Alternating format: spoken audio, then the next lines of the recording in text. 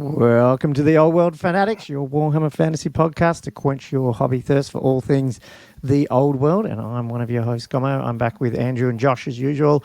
How's everyone today? Yeah, good. Thank you. Good. Yeah, glad we hit record then again. Man. Yeah.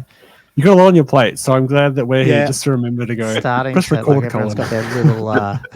Well, this time Andrew said, "Did you hit record?" and Josh hit record because he's logged in as an admin.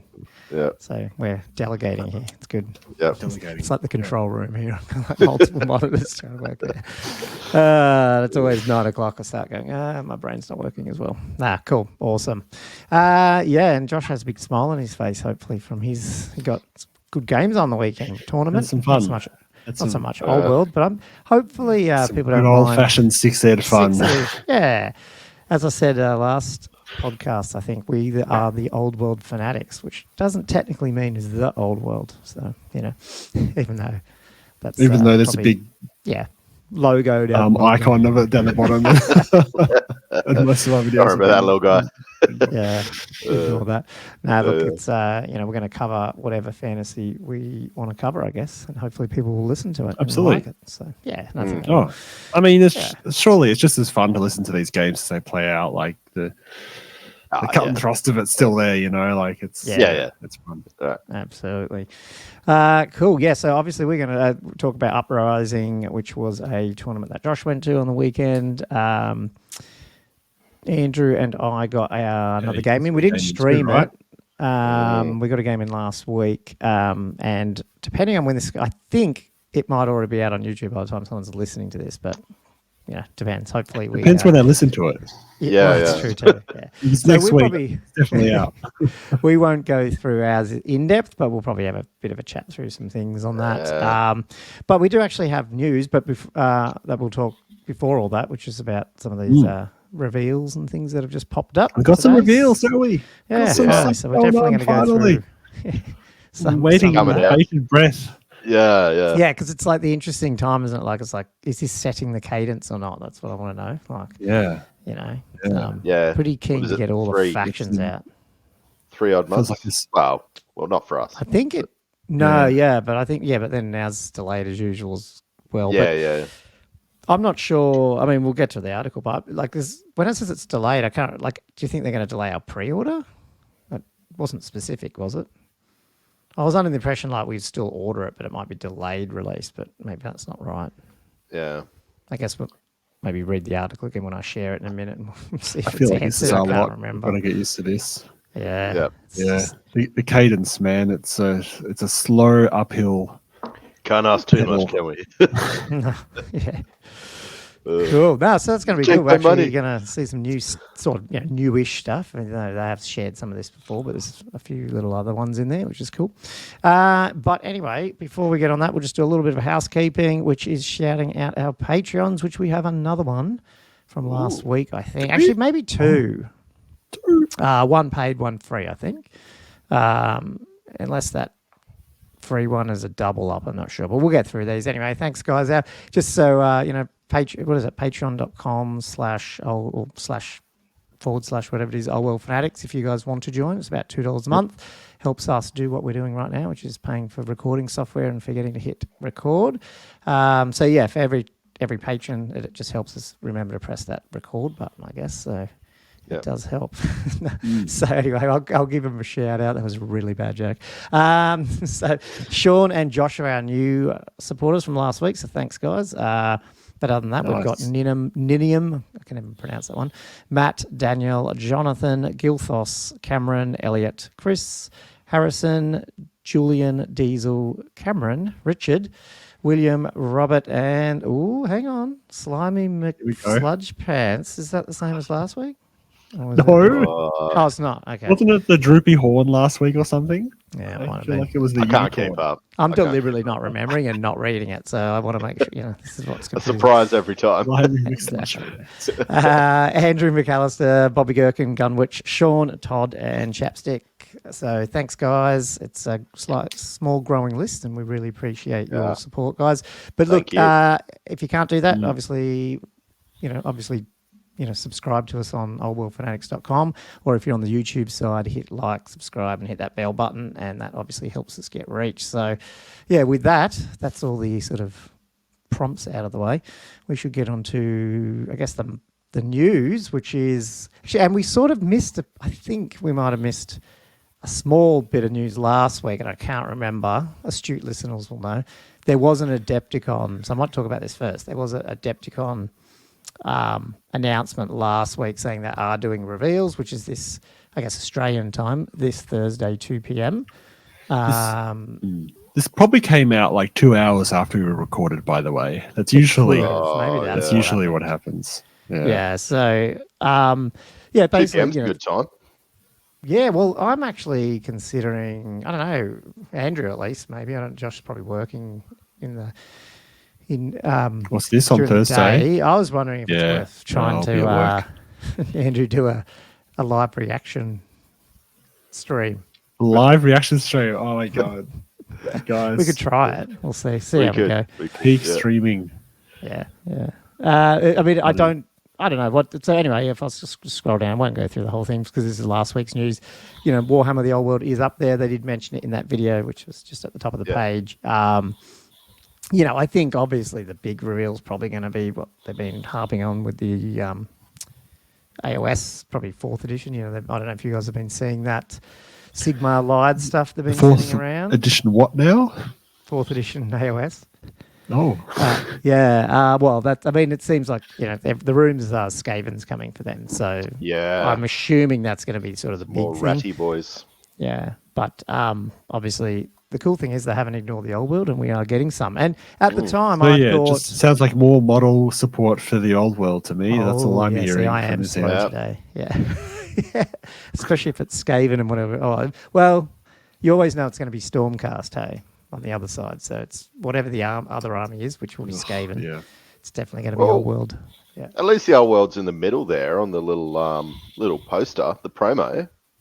Yeah, true. You got 40k Age of Sigmar, and then Older Worlds in the next tier. Yeah, well, what do you think? Like, this is actually previews here, and then down here says exciting teasers for these two. So does that mean these are bigger? Must be. Well, they would be. Yeah, what's the difference between preview and teaser? Yeah. Oh, a teaser is probably like, when they show like a little tiny portion of like a model. It's just like, like that, those stupid things. Just a silhouette. Or something like that. Oh, guess what this is?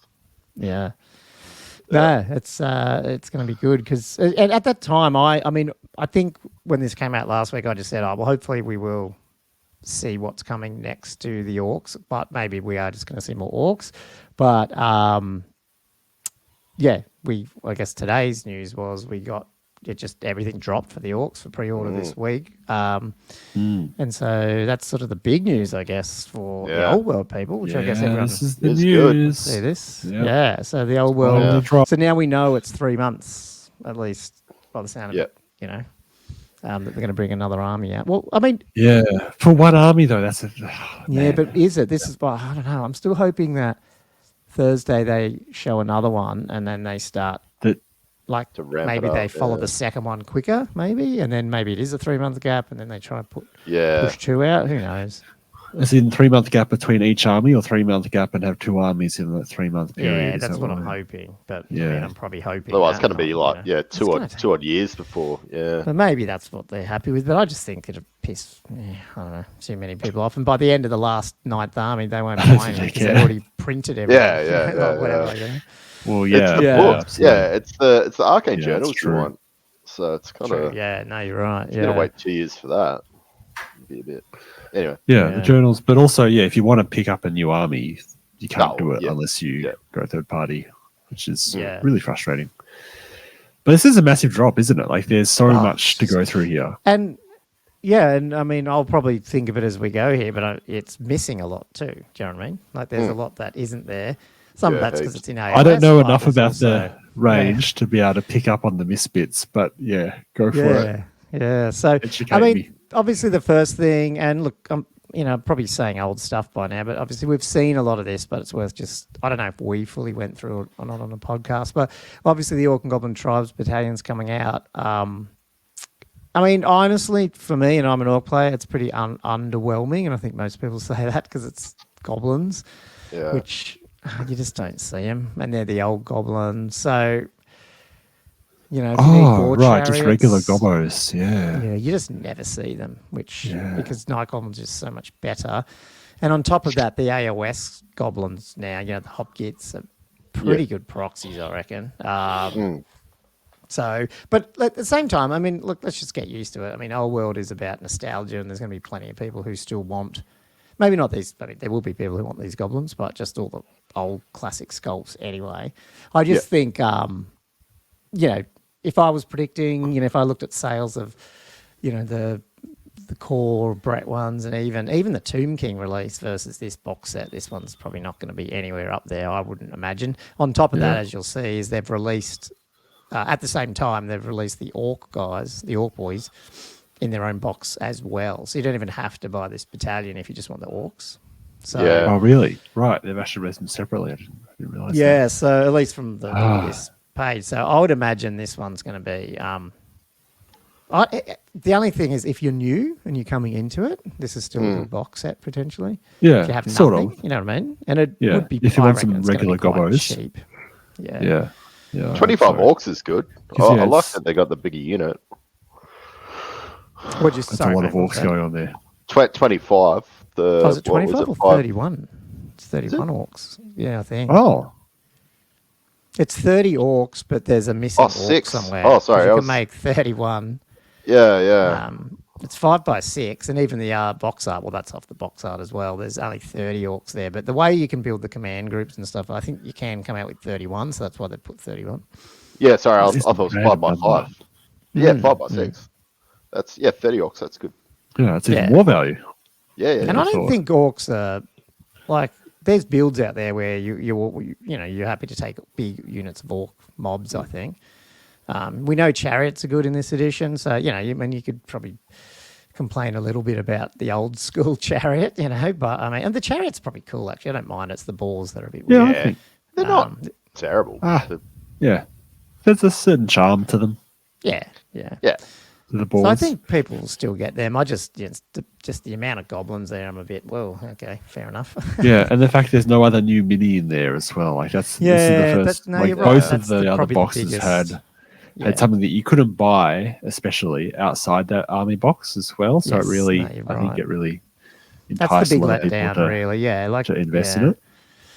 See, like, as you know, me, I buy pretty much. I want to buy everything Old World, but I won't get this box. You're going to buy this box? No, you're not going to buy this one. Oh, mate, wait. So he's going to buy 2.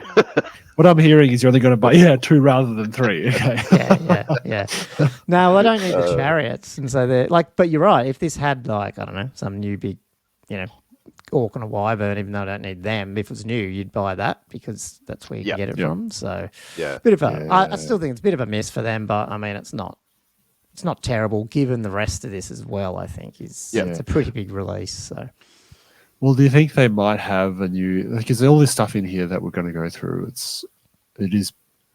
Is it all? Oh no, the next one you're about to hit the big box. Is that a new mini? Yeah. I was just going to bring up one question before I went to that. So the new thing that this box set comes with is transfers for Orcs and Goblins, 75 and 84 decals respectively. I don't know where the decals go because I'm pretty sure I've got some of these guys and I'm pretty sure that's they are. That's sculpted on there. Yeah, it is. Where are you putting the decals? I'm confused. Wait, I can't remember. Hold on. Can we just pause it and go, wait, how do you pronounce this word? I've always pronounced it decals. I say decal. Yeah, I just like completely. No, I say decal too, but today I heard on the podcast people call them decals, and I was like, oh, okay. It just came Is that an American thing? Or maybe it was. I don't know. I've never heard anyone say it like that before. It really interested me. I was like, have I been saying it wrong all these years? Tomato. Come on. But yeah, unless the sword and board orcs have the plane shields, but I wonder if there's plane shields in this box set they're not showing. Because where are you putting all these stickers? So, not sure. There's a lot of stickers. Yeah, surely there's there plain is definitely like, blank orc shields. I just can't remember what figures they were on because I've got some, but I can't remember what they were from. So it'd be so GW to have embossed shields, but also put in a whole bunch of transfer sheets. Like, it's so ridiculous that you can't use. Anyway, so that's a weird thing. Yes, but so we get on some new stuff, and these are all like either Forge World resin. Well, they are Forge World resin, I guess, the new stuff. So that's the new orc boss. This is the first time we've seen him, right? Like, we haven't seen this. No. Yeah, he was revealed the other. Yeah, he was revealed. Oh, he was back when they did that original sneak peek at Warhammer World or whatever it was. Yeah. Yep. Yeah. No, I think he's cool. It's funny. He's class as a black orc big boss, but he doesn't look like a black orc in terms of coloring. But yeah, no, he's cool. I like him. I'll get him. Yeah. I'll end up with too many big bosses. He's pretty big, isn't he? Like, if you think that's a 30, if that's a 30 mil base, it's big. Yeah. Woo, he's chunky. He's a big boy. I like that he looks classic orc too. But they're supposed to be. Like, I feel like AOS-y. AOS-y. Yeah. Right No, he's definitely got a classic feel to him. Aesthetic. I think he really looks good. Yeah. No, I think he's good. All And the I think little skulls and stuff. It's cool. even if he's significantly larger than the other older boys too, like at least with Orcs and Goblins, the fluff the bigger fits the for orc. that. You know? Yeah, exactly. Yeah. The bigger the orc, the more people he's taken on. Yeah. Totally. He's been attacking the Brion, whatever it's called, the Bretonian dudes up there with the black and red shields. So Hey, horse. Yep. What's he up to? So he's taking someone out. Yeah. Can't stand for this. At least the horse. Yeah, but he'll be good. And then this is the guy I was actually painting the other day. Yeah, this guy's coming back. It's a real old school one, eh? Yeah, he was in metal, and then they fine cast. Well, was it called fine cast? Yeah. Which I've got the fine cast one, but it's funny that they make the mention. I love how they just. I guess they have to, but they're so particular on what comes and what medium it comes in. So this comes with the classic plastic dragon wing sprue, as well as obviously retooled into Forge World resin, which is just funny. But yeah, they didn't bother doing that with the wings. The wings were fine. They're just not massively highly detailed, but they're cool. Yeah. They are what they are. He's going to be good. And this is all I like. I've always wanted to get her, and I just never did because at the time I didn't have the money.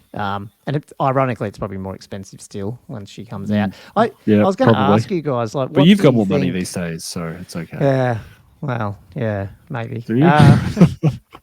Might buy a restaurant, so I'll lose all the money. But anyway, that's a different question.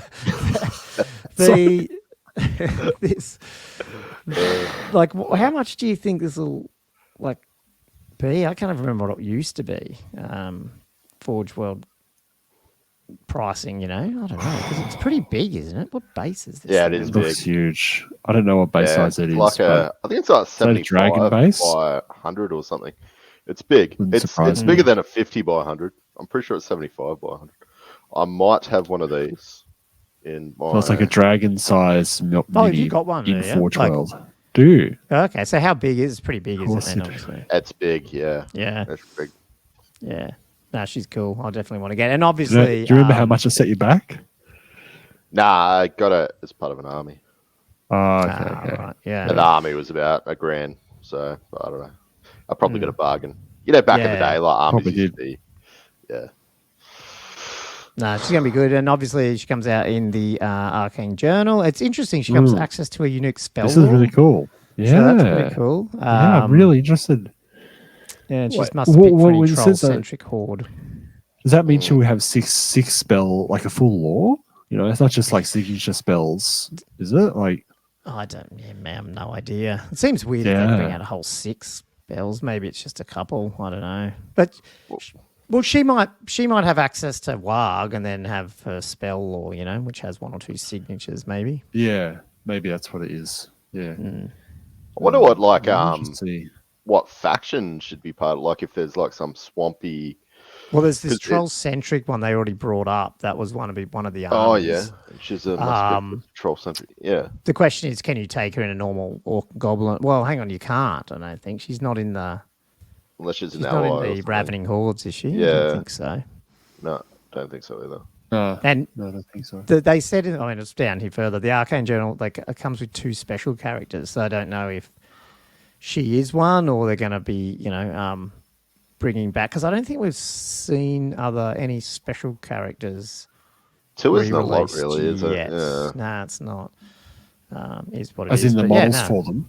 Yeah, I can't remember. We'll keep scrolling down. We'll see if we recognise any. I don't know. I thought they'd Orc bring and Goblins? Azhag, the Slaughterer figure back, but as we said, he's not alive in that timeline, I guess. Oh, okay, yeah, that is true.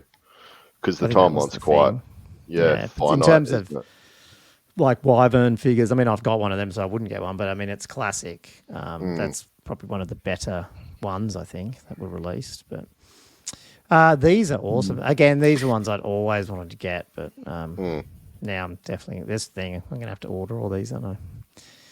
Yeah, it looks like in the book, like with the spells, they are like the signature spells are just called lore of whatever. So yeah, I think you're right. It will just be like 3 signature spells or something like that, I reckon. Yeah. And anyway. well, hopefully they synergize really well with the troll stuff. Either I don't know, getting rid of stupidity or who knows, increasing their regen down a 3-up. Or I don't know. Who knows? 3-up making them immune to flammable. Yeah. Who knows? Multi-wounds, D3, that's what you need. You need some an extra killing. Was it extra vomit? Not just not the normal vomit. Yeah. Monster killing. Monster killing vomit. Troll vomit.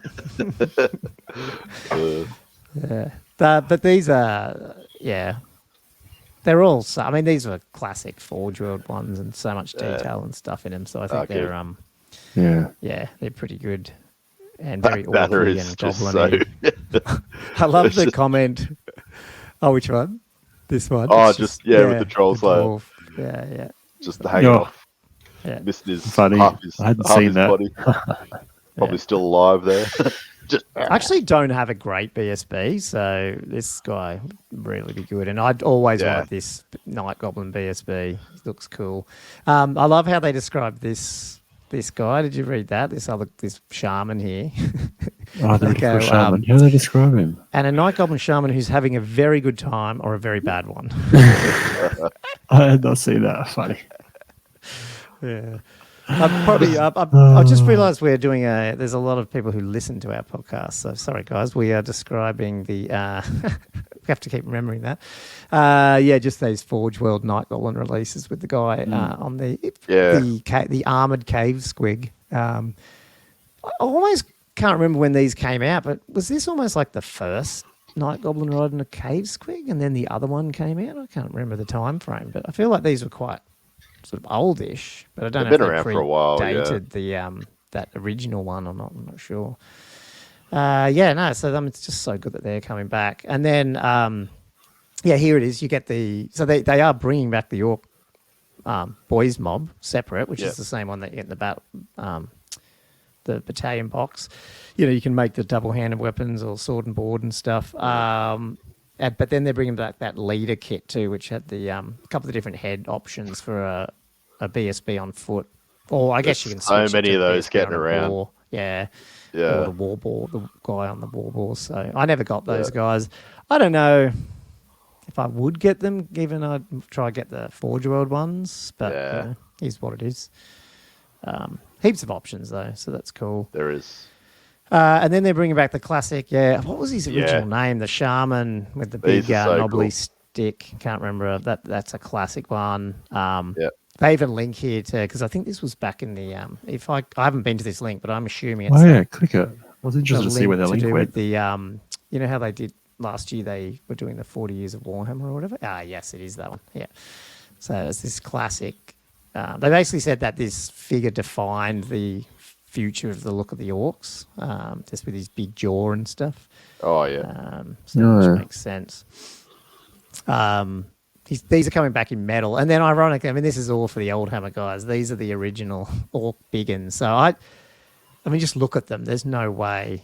Like the Orc boys are bigger than the biggins here, just because these guys are so old. They've got that gremlin face, like the movie Gremlins, just like 100%. Yeah, so but if there's plenty of old Hammer people who playing, 4th, 3rd, 4th, 5th edition. Who've probably been spending so much money to buy these ones, and now they're going to be able to buy them. They even come apparently with the paper banners. So I was wondering about that. It comes with a paper banner. So if you're collecting an Old Hammer army, I mean, it's pretty cool that you're going to be able to get access to them again. Yeah, slightly cheaper technically, if you know what I mean. Yeah. Not having to get someone's crappy paint job and strip it off and all that sort of stuff. So, yeah. Yeah, or pay outrageous money for a relatively new one off eBay. Yeah. And then heaps of these classic goblins, which are mostly metal, but I think the plastic up here refers to the wolf. And I think you'll get a lot of people buying a bunch of these. So like the nasty skulkers. These are the Nikon big bosses, sorry, that I'm first showing. Yeah, those are the big bosses. Yeah. And I don't have any of them. I've just got the Battle for Skull Pass ones, I think, and they look almost like the normal goblins. So I'd be up for buying some of these. There's some rarer ones in that. I'm pretty sure the goblin boss standing on the dwarf head. I haven't seen him before. I've seen the other three, plenty of them. Yeah. Yeah, the guy with the big two-handed axe thing, he's pretty popular. I've seen him around a bit. Yeah. But I don't remember this guy with standing on the dwarf head.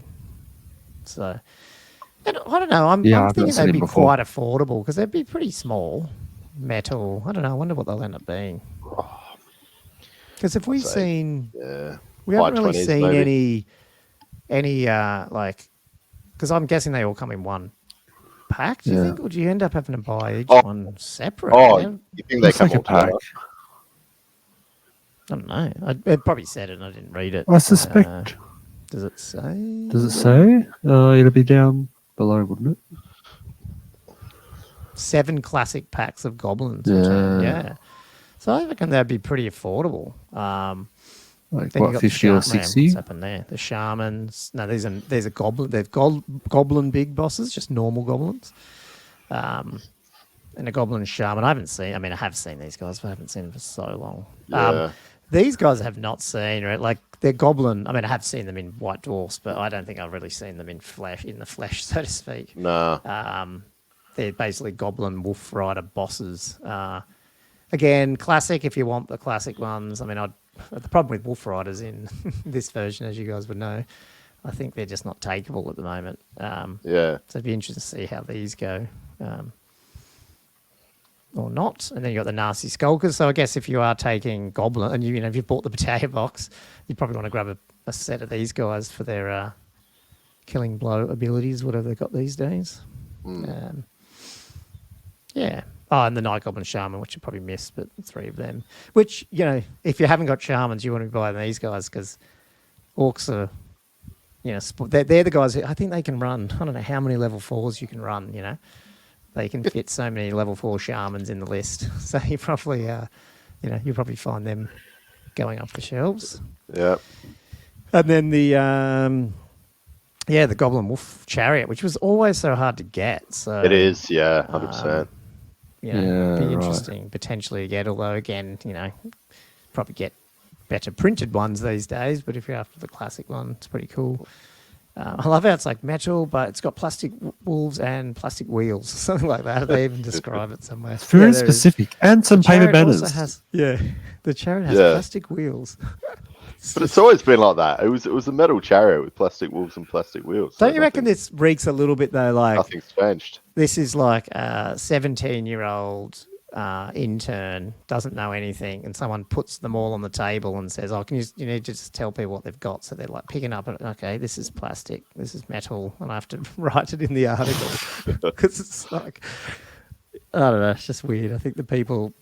Just say it returns in metal. I think everyone understands that the wolves were metal, so you're not going to do them in metal, Anyway, it's funny. And then these orcs, I've got ogres, the classic Orc and Goblin gubbins in metal. They're cool. I've got this guy over on the right with his double-handed, whatever it was.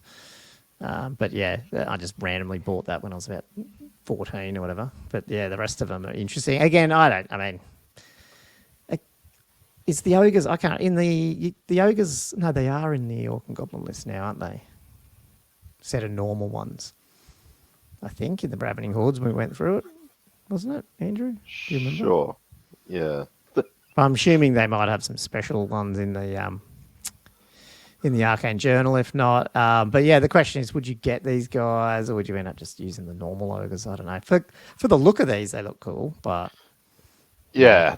The problem is like when you're going to have, if you've got a newer army, that they might look a little bit dated, I suppose. Yeah.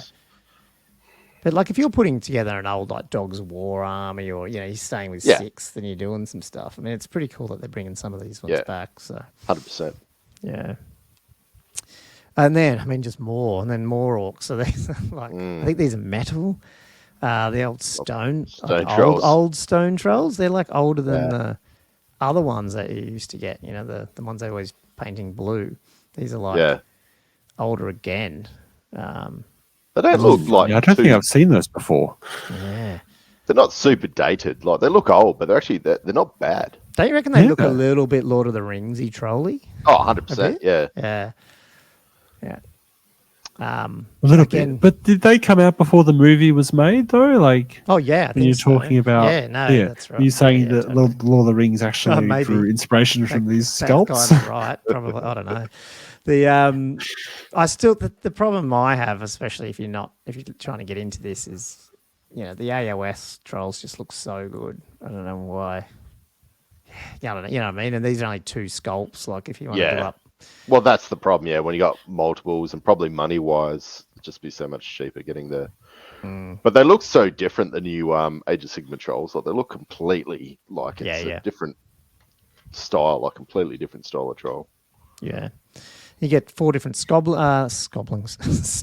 bases. I only ever had 2 of these, and I ended up using most of them for like a converted snotling pump wagon I made out of a boar chariot. So I don't actually have any like snotling bases, so to speak. You know what I mean? So I would, I don't know, I'd potentially get these guys for that. They're so fun. There's like a little fanatic guy. There should be a guy somewhere who's pissed. And then there was a guy chucking a brown eye. I don't know if he's in there. Maybe they got rid of him, but it's pretty funny. Like some of the little guys. It looks like they don't have that guy, which sucks. Oh, what? They got rid of him? He might be at the back, and then maybe he's hidden at the back. Yeah. That was so funny. Hopefully. So it's almost like worth getting them just for the fun of it. That guy's is he giving the finger? I think one of them's giving the finger. It's pretty funny. Yeah, I remember seeing that little guy with the finger, Yeah. And then, the classic snotling pump wagon. Again, it's getting so old. I mean, I'd buy the Blood Bowl team and just take the 2 out of there, That's what everyone tends to do. But, hey, again, if you're after putting together an old hammer, they're bloody awesome. And then, just the war machines. I mean, the catapult and the doom diver and the goblin spitter or whatever it was called, just the bolt thrower. Yep. They're all coming out. So, it's funny, for a second there I thought they would never bring back the 4th edition Goblin Doom Diver, would they? The little dude with just a slingshot. Yeah, a little slingshot. That would have been funny. But, and then we get on to some really cool stuff, which is the giant and Bonegrinder giant. So, oh my God, this thing's massive, isn't it? Yeah. So the guy, firstly, the normal guy. I've seen him before, but he was originally metal, I believe, and so they reforged. Have they? Yeah, fully made metal, 2 different heads. So he's just sort of a normal giant before they brought that cool plastic one out. But then Forge World obviously did this Bonegrinder giant, which, like I was saying to you guys before the show, turned on. I probably have seen this guy, but I don't recall him at all. And then I was never in it when he was probably out at Forge World. So for me, it's like, hey, this is a new figure. It's yeah. For me too. Haven't, and I don't even know if I've ever. Well, I can't remember seeing one in the flesh ever. So nah, you've got the other option now with the giants in Age of Sigmar, and they're pretty cool. Some of those giant models as well. But this guy stacks up against them, don't you reckon, in terms of the size? Oh, size-wise, yeah, but just... Almost? Maybe not as thick. I don't know. He looks a bit... I don't know what you think looks-wise, but yeah. I don't mind him, but you like the AOS ones. But I mean, the AOS one is awesome, those Behemoth, whatever they're called. Some of them, yeah. Son of Behemoth. What's it called? Sons of Behemoth. But how do you say the AOS? Behemoth, is it? It's something slightly different, I think.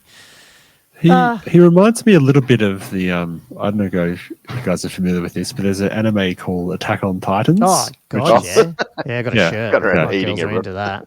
He does too. He looks exactly. Doesn't he look like them? Absolutely. I'm gonna have to get him now. Yeah, he does too. Yeah. That's awesome.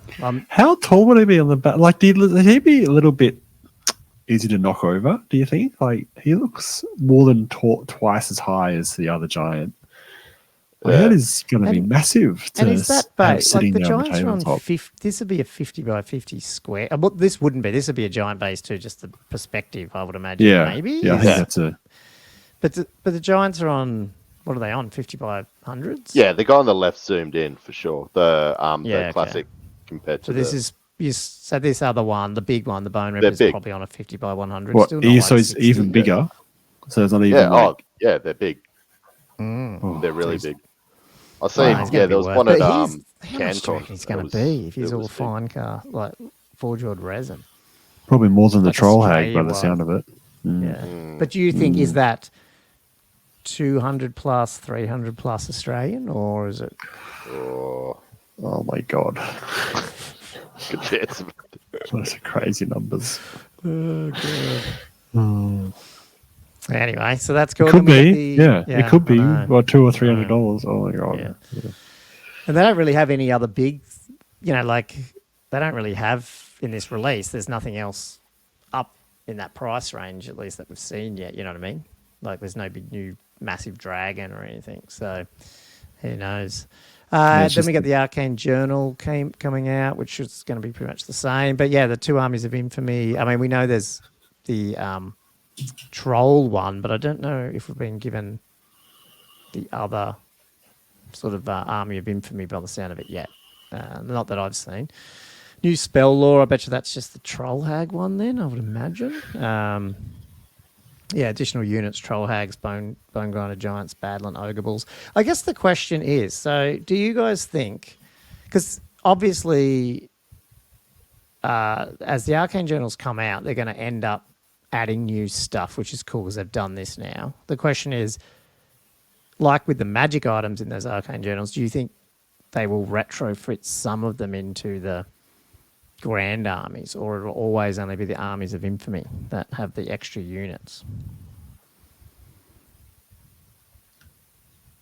What do you mean? As in, like if they redo the grand composition so that you could put those new... Because, like some of them come with new magic items and you can just add them, like they say on it whether or not you can have it, if it's only for the armies of infamy or not.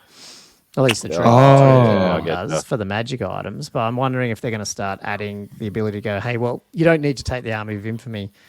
You can, this is a new unit or whatever it is, and you can actually add it in. It's, it's classed as this or something. In the they could do. Although I wonder if they would more likely to do that if they would introduce other types of books other than Arcane Journals one day. Like if they did do a proper campaign book or something.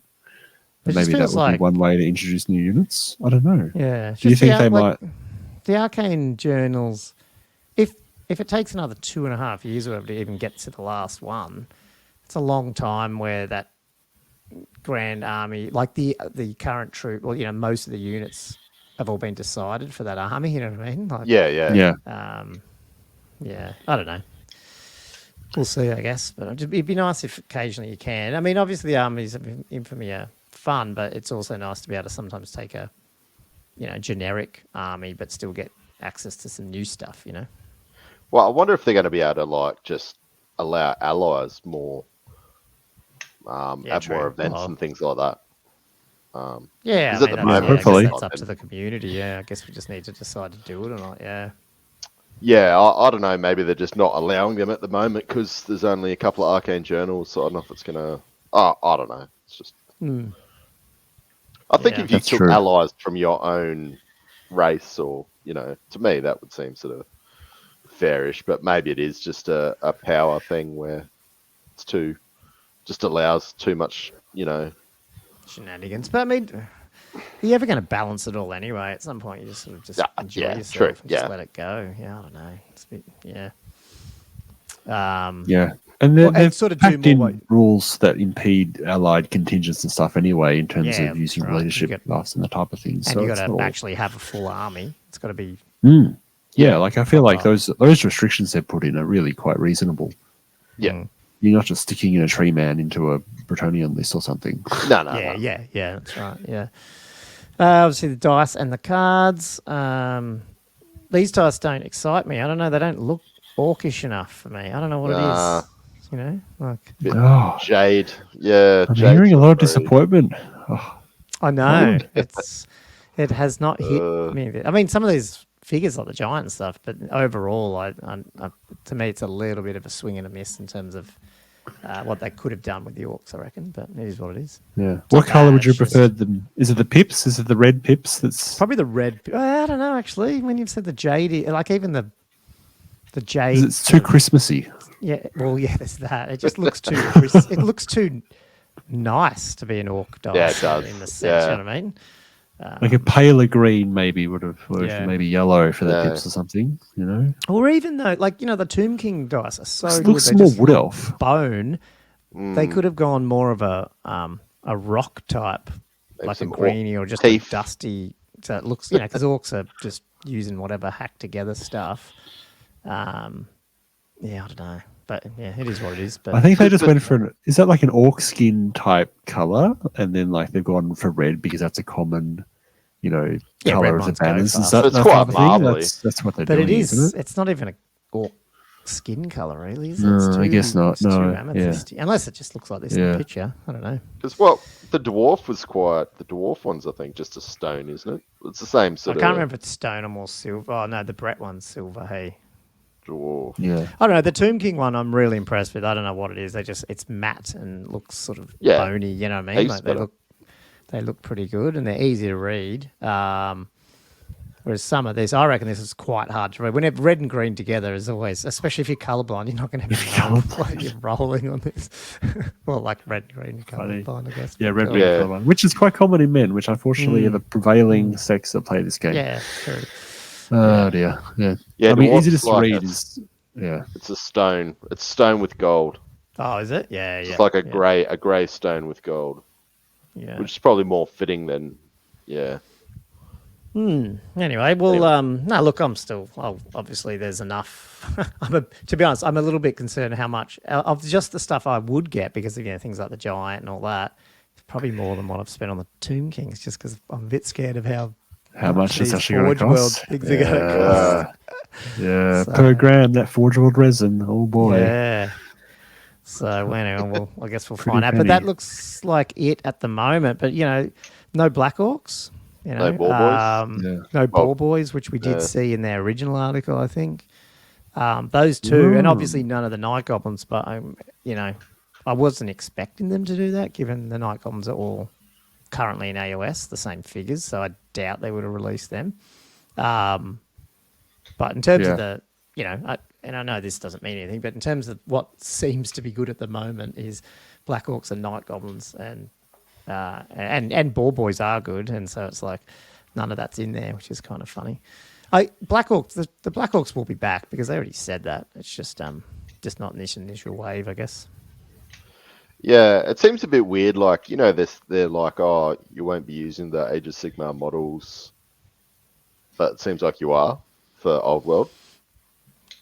If you get me, yeah, it's kind of like they were kind of like saying, oh, they're going to be two separate, but it seems like you kind of have to supplement them to a certain degree. Well, it's so I mean, it's so funny that it's ironic that the AOS ones are the easy ones to come by, even that's sold out. But like the legacy armies and stuff, they're all the easier ones to actually play because they've got figures. Yeah, it's so ironic. I must admit, this is actually quite a big release as well. Like I know miss a few things, but it's a very diverse and large army list with lots of different little elements. Like if you think about how many different things the Bretts or even the Tomb Kings had, like this is actually the Orcs are basically twice as many different twice as many different type of boxes and releases that the Bretts needed. Yeah, especially characters. There's so many characters. Look at these characters. So many. In terms of what you'll see at a shop, though, like a friendly local gaming store, you're not going to see anything. You're going to see this box set. Yeah, you'll see orcs by themselves, and then hopefully, and then this one maybe like the plastic orc boss and BSB, because that's plastic, so you might see that. And I'm assuming obviously the black orcs when they come out, and the boar boys. But I don't know if you'll see anything else. Like the River shop, Trolls are still for or sale just, in like, AOS, so I think you can still buy them in shops. I mean, like if you're trying to buy this off your local, Gap Games or whatever, there's not really a lot in this release. There's probably 3 units. The rest of it's going to be ordered through Games Workshop. Yeah. Was the classic orcs a limited release, and the classic? In this, you mean, or yeah, in this one, like a made to order type thing. Yeah, like it just to me it seems a bit weird. Like you kind of, like just for me, why would you bring back these really old school classic models mixed with like a 6th edition main box set with sort of these? I don't know what. Yeah, 4th or 5th ed. Yeah, or they 3rd. Well, yeah, 3rd or 4th maybe. Yeah. It just looks like a made to order type thing, doesn't it? I agree. Like, it's just a bit weird. Like it's a very old hammery feel. Those ones. Like these orcs or just the whole? No, the metal, the old one. He's talking about the big ones. Ah, the big ones. God, yeah, that's just a nostalgia play. I think you're never going to use them. Yeah, but are they now part of the regular range? That's what he's like surprising. Yeah, that's what I mean. Like it just maybe. I don't know. Someone said something. There was a made for order. Like a lot of these are just not. Is it made for order where it's limited edition? Like you just do it and then it's for a week. It's available for a week, and then they might recycle it again a year later or something. But I don't think they actually say that on here at all. I don't think any of these are made to order. Yeah, so I think they're all back in the range. You just order range again, and it might be out of stock for a bit, and you've got to say notify me. But I don't think any of these are actually made for orders. Technically, they're just ordered through the UK. Yeah. So. Yeah, they're just in the range, which is surprising because there's other stuff on there that they've also mentioned, like that I thought we might see a preview of, like because the Marauder Giant was one that I was, oh yeah, the good old giant. Like it's like, where's that? But I feel like that could be a made to order. But I feel like that would have been more popular than the old Biggins, like no, totally. It's a very popular model. It makes me think that if we don't see, like if they do decide just to do an army per every quarter, they could easily stretch out this orc one for like 3 or 4 drops, with different stuff over a quarter. Which do more drops of the range of like made to order, you mean, or of like? Well, made to order, but plus plastics, because it's black orcs. But I mean, when you got that Marauder Giant, you've got there's heaps, just different those other stone trolls. I think they did show them before. Like the old, the normal metal ones. It's interesting your point about the limited stuff that will be through third-party retailers, though. Like it really is 90% of it's direct GW only. And the frustrating thing with that, which is a little disappointing, is it's not going to help. Obviously it's not. And it never was supposed to be this anyway, but like it's not going to grow the game because you can't go into a store and just see, what's all this? There's it's always going to be just a little corner of a games shop because they can't really make money off battalion boxes. I mean, if he's going to be buying then, So the shops might be promoting it. The battalion box is the least appealing part of this release. That's a bit of a problem. Bit of a problem.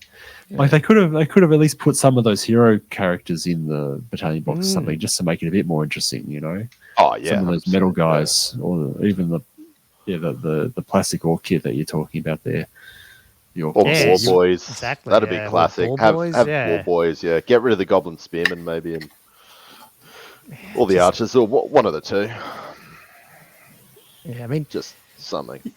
Yeah, it just seems like, I don't know. I can't imagine, like, at least from hearing what people are playing and what they're doing, I don't think anyone's taken, unless it's theme, you're not really taking a lot of goblins, taking night goblins. Did they not put the night goblins in because you can get them through the AOS range? Yeah, I'd say so, yeah. Totally. That's what I'm saying. Like, I thought they were ridiculous. saying that they weren't going to, like, it was just like a clear divide, and it's like everything in the old world was going to be made specifically for the old world, and we're not using models from Age of Sigmar. I'm pretty sure that was said quite a few times, but it seems like it's not how it's there isn't. out. Yeah, well, I mean, there isn't that clear cut. There's always that mix at the moment. But over time, I mean, I guess we'll see this with, I don't know, like, will we see Skaven come at some point and then they release all the old Skaven stuff to Old World and all? Because, AOS has all new stuff. I don't know. It's bizarre. Yeah, well, a lot of that Cities of Sigmar stuff, I'm not too up to date with that, but a lot of that stuff's going to be, your elves and your dwarves. That's all still in there. So, Oh, they cut a lot. Well, only some of the new, like, they got rid of. I know they lot of dwarf stuff. Cut some. You know what I mean? It was only the new dwarf stuff they kept mostly, wasn't it? Right. So I'm not too up to. Yeah, I knew they were looking at culling it. I don't know if they have culled the entire range, but yeah. Oh, they haven't, because they've got the newer, the Ironbreaker molds and stuff. But you can't go get like dwarf warriors, for example. Yeah. Yeah. And even some of like the Dark Elves stuff has just been temporarily unavailable for months on end. Like the cold ones and stuff, you just can't buy them anymore. They just don't restock them. They're on there, but they're just like not unavailable. We're not selling them. They're not unavailable. Yeah. And actually, like, when you think about, like, with the orcs, like, all the squigs as well, like, they've got all these new squigs. Would they re-release old squigs? And they sort of did with some of the trolls here, but or do they just go, nah, we're not even touching squigs because there's so many available in the old world, like the squig poppers and squigs. I was in the AOS range, Yeah. It's, I don't know. It feels like they should just come up with a better way to dual sell some of these kits, They should be embracing it really, rather than trying to divide it. It's I guess you buy it anyway. So I mean, people are going to buy the Night Goblin boxes. That's why they're out of stock. Yeah. You can't get them. So yeah. Are they? Yeah. People are going to do it. There's no point in trying to make these ridiculous distinctions. Yeah, 100%. Cool.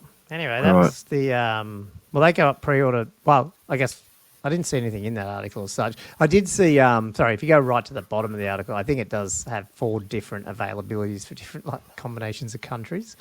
Like, delayed in Japan. This is delayed in Japan and Australia. This is delayed in the US, Japan and Australia. This is delayed. It's just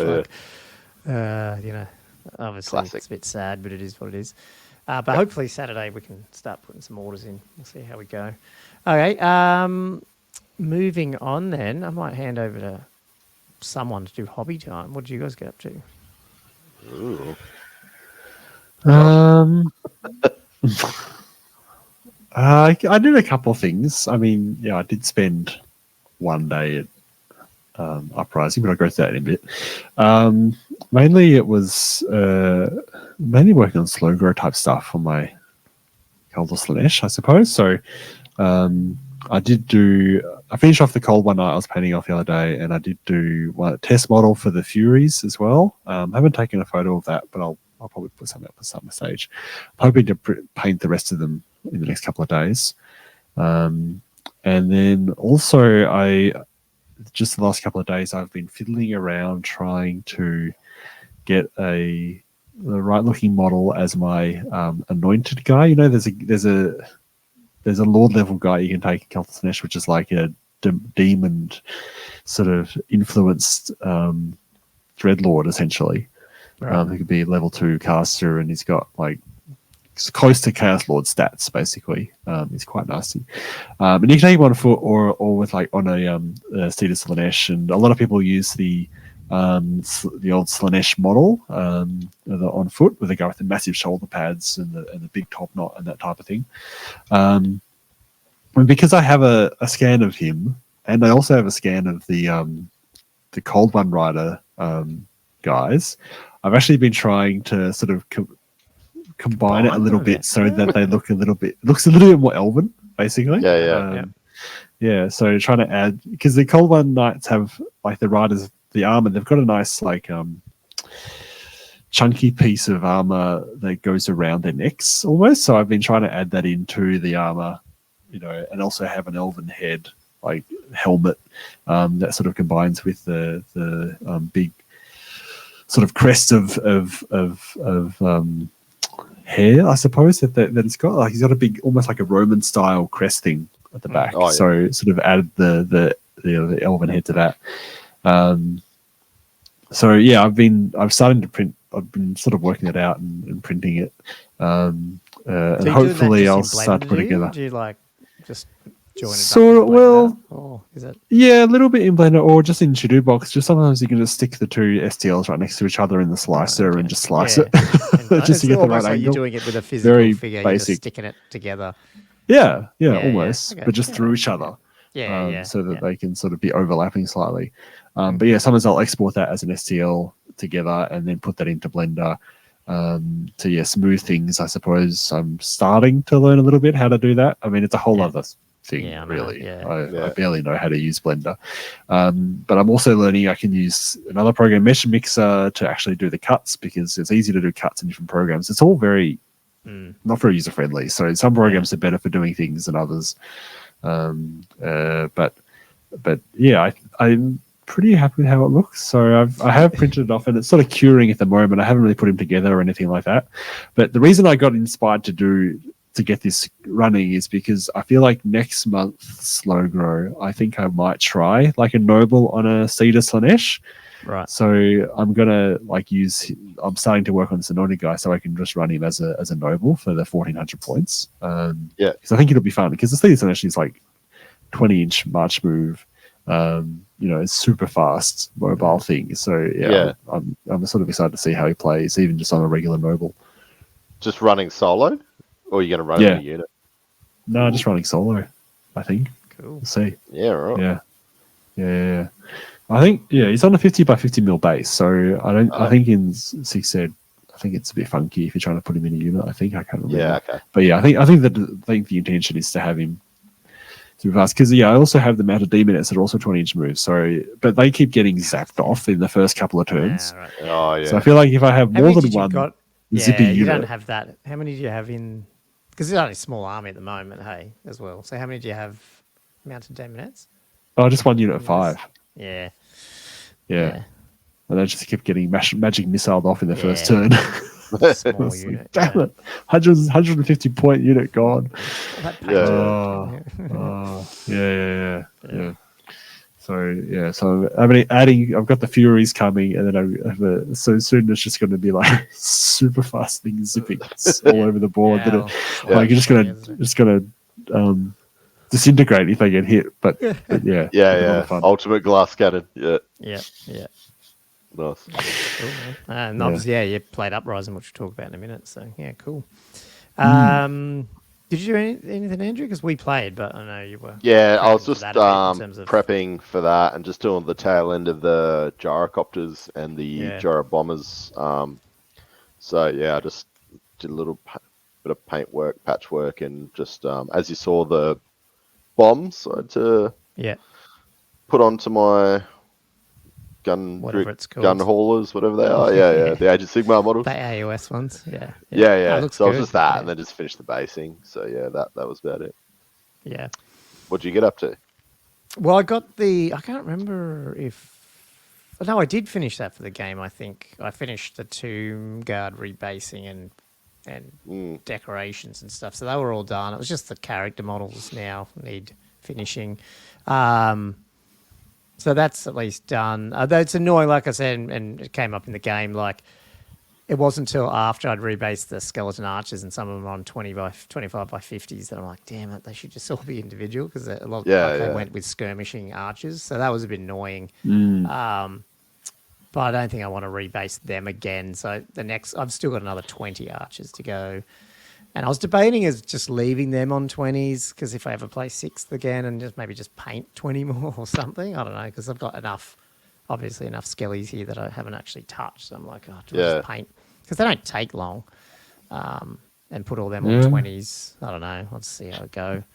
Just it's worth how consideration. It is to rebase, like it's and you always break something, or So I don't know. I might just do that with the Skelly Archers because they don't. I'd probably be done in. It'd take me a day to put them together, and then another day on a weekend. One day you probably paint most of them. So yeah. But I did do this. This is where the luxury of skeletons. Yeah, that's right. Crack out a unit in a day. Yeah. I did get the dragons Howder done mostly on the weekend. So he's getting closer to being ready. I mean, I'm not 100% happy with this stony type look. Oh, hang on, it's not coming up for you guys yet. No. But yeah, just got it glued on now and mostly done. It probably needs a little bit more work, but it's good enough now. And did a little. Oh, actually, this picture is pre-highlighting of the little claws and stuff, but I've highlighted them a bit. But, nice. I was trying to zoom in there, but it wasn't working. Is that a zoom? Yeah. So he's getting closer. I just need to actually do the guy now, and I got a delivery notice for my other dragon, so I will have a leech on a dragon too. So I guess I'll have to repaint another one soon. But I don't know. Am I ever? We'll see if I need that other dragon straight away or not. Probably not, because I'll probably be able to do some. I like you can see him in the background. I like the flying around level 4 on his little Cloak of Dunes. Tough nut, that guy. So those two in the background there, that's probably what I'll paint next, like the Herald and this guy, get them done. Oh, yeah. And that's then I've got to get the Necrosphinx finished because it's been undercoated but not actually painted. Not that he's delivered much, but it's more me than anything. But anyway, no, it's getting there. It feels like it's almost. I've got a proper old world army once these are done in terms of basing and painted and stuff, because I'm feeling a bit dirty battle reporting these things with half the stuff like not painted and half hacked together. Like I wasn't used to that with the 6th and 8th edition games. By the end of it, they were all painted, at least my ones that I was playing. But yeah, it's been a bit of a mission getting these old world ones going. So it's looking good. Yeah. Yeah. Did you paint an orc as well? Yeah, I did another orc. I did a video on painting an orc. What are they called? A little video? Yeah, it's up on YouTube if anyone wants to use it. Because I did that. It was going to be for the slow grow. Because you can do the skirmishing orc Araboys, and I thought that's for core, having like a unit of 10 of them just hanging around. And even though they're not going to be anything, always useful. Bows, but just 360 line of sight and harder to kill them. So and I just I sprayed a bunch, and then ages ago, or a month or so ago, I just did a test one, and it was so quick to paint because it's all contrast paint. So I did another video today just painting one because I thought that's timely for the. Actually, when I did it, I thought the orc boys in that battalion box can be done as archers, but they're not. They're different kit. So I think they're a different kit. So I don't even know if you're going to be able to get orc archers, if they're going to release any. I don't know. I haven't seen any. Yeah. Unless they were in that original article, I can't remember. Yeah, and I mean the plastic box is not multi-kit, is it? Is that what you mean? Like is that a whole different kit for Araboys? Yeah, it must be a different one for Araboys. I can't remember. I never had a kit. I bought like a bunch of second-hand ones, so I don't really know where they came from in terms of which kits and which box sets. So yeah, I don't know. Whoever's listening to this, let us know how you get the Orc Araboys because they came out in the 6th edition box. Was it? With Empire. Yeah. And they were just the monopose. There was like 4 different sculpts. Yeah, so that's probably the ones I've got, I'd imagine. Yeah. So they're probably not going to release those ones because they wouldn't release the Empire 6th edition dudes. They'd bring out the 8th edition ones, I'd imagine. Yeah. They were. Because I think the only other orc archers that came out were bloody the 8th edition with the Savage Orcs, Yeah. So it's kind of so maybe that's why that's mainly in the book as well, I guess, because you could do them as well, I guess. Yeah. Yeah, but anyway, no, I want to get the Orc one up playable too, because it's like that book. Obviously, it's coming out, but it's a very playable army. There's so much. I mean, they all are, but there's so much to play with the Orcs, like in terms of different builds and stuff. So they're probably going to the 2 ones that I'll push hard on. And obviously I'm with the Tomb Kings, that and the Orcs. So yeah. Anyway, cool. Well, do we want to cover the Uprising then? Yeah. Did you actually do any hobby, Andrew? Listening to us skipped ya. Oh yeah. No, he said he did. I did. A little bit. I glued some bombs on and finished the basing. Oh, sorry. I was thinking. It was pretty quick. Before we do the Uprising, then there was one question on the YouTube thingo. Oh yeah, from last week we had a couple of rules things. That's right. Just one, I think. Yeah. From Will Labrador. Will Labrador? Like Labrador? Yeah.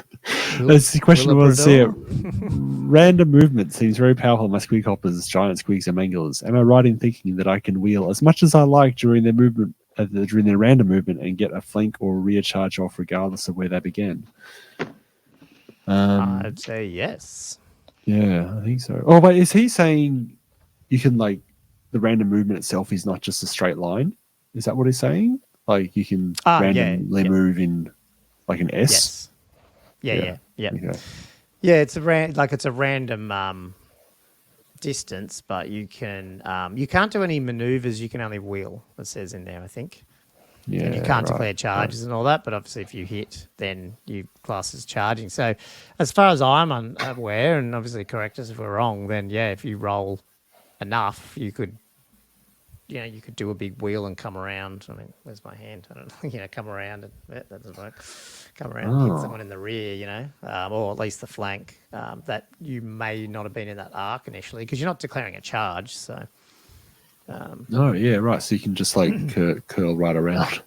Yeah. Out of nowhere. That's hilarious. I think I've seen people do that on battle rules. I mean, I've only played one Orc and Goblin game now, and that was, I did obviously charge with the random movers, but I think they're all pretty much in the front because just where they were. I didn't do any shenanigans like that. I can't remember, Andrew, did I?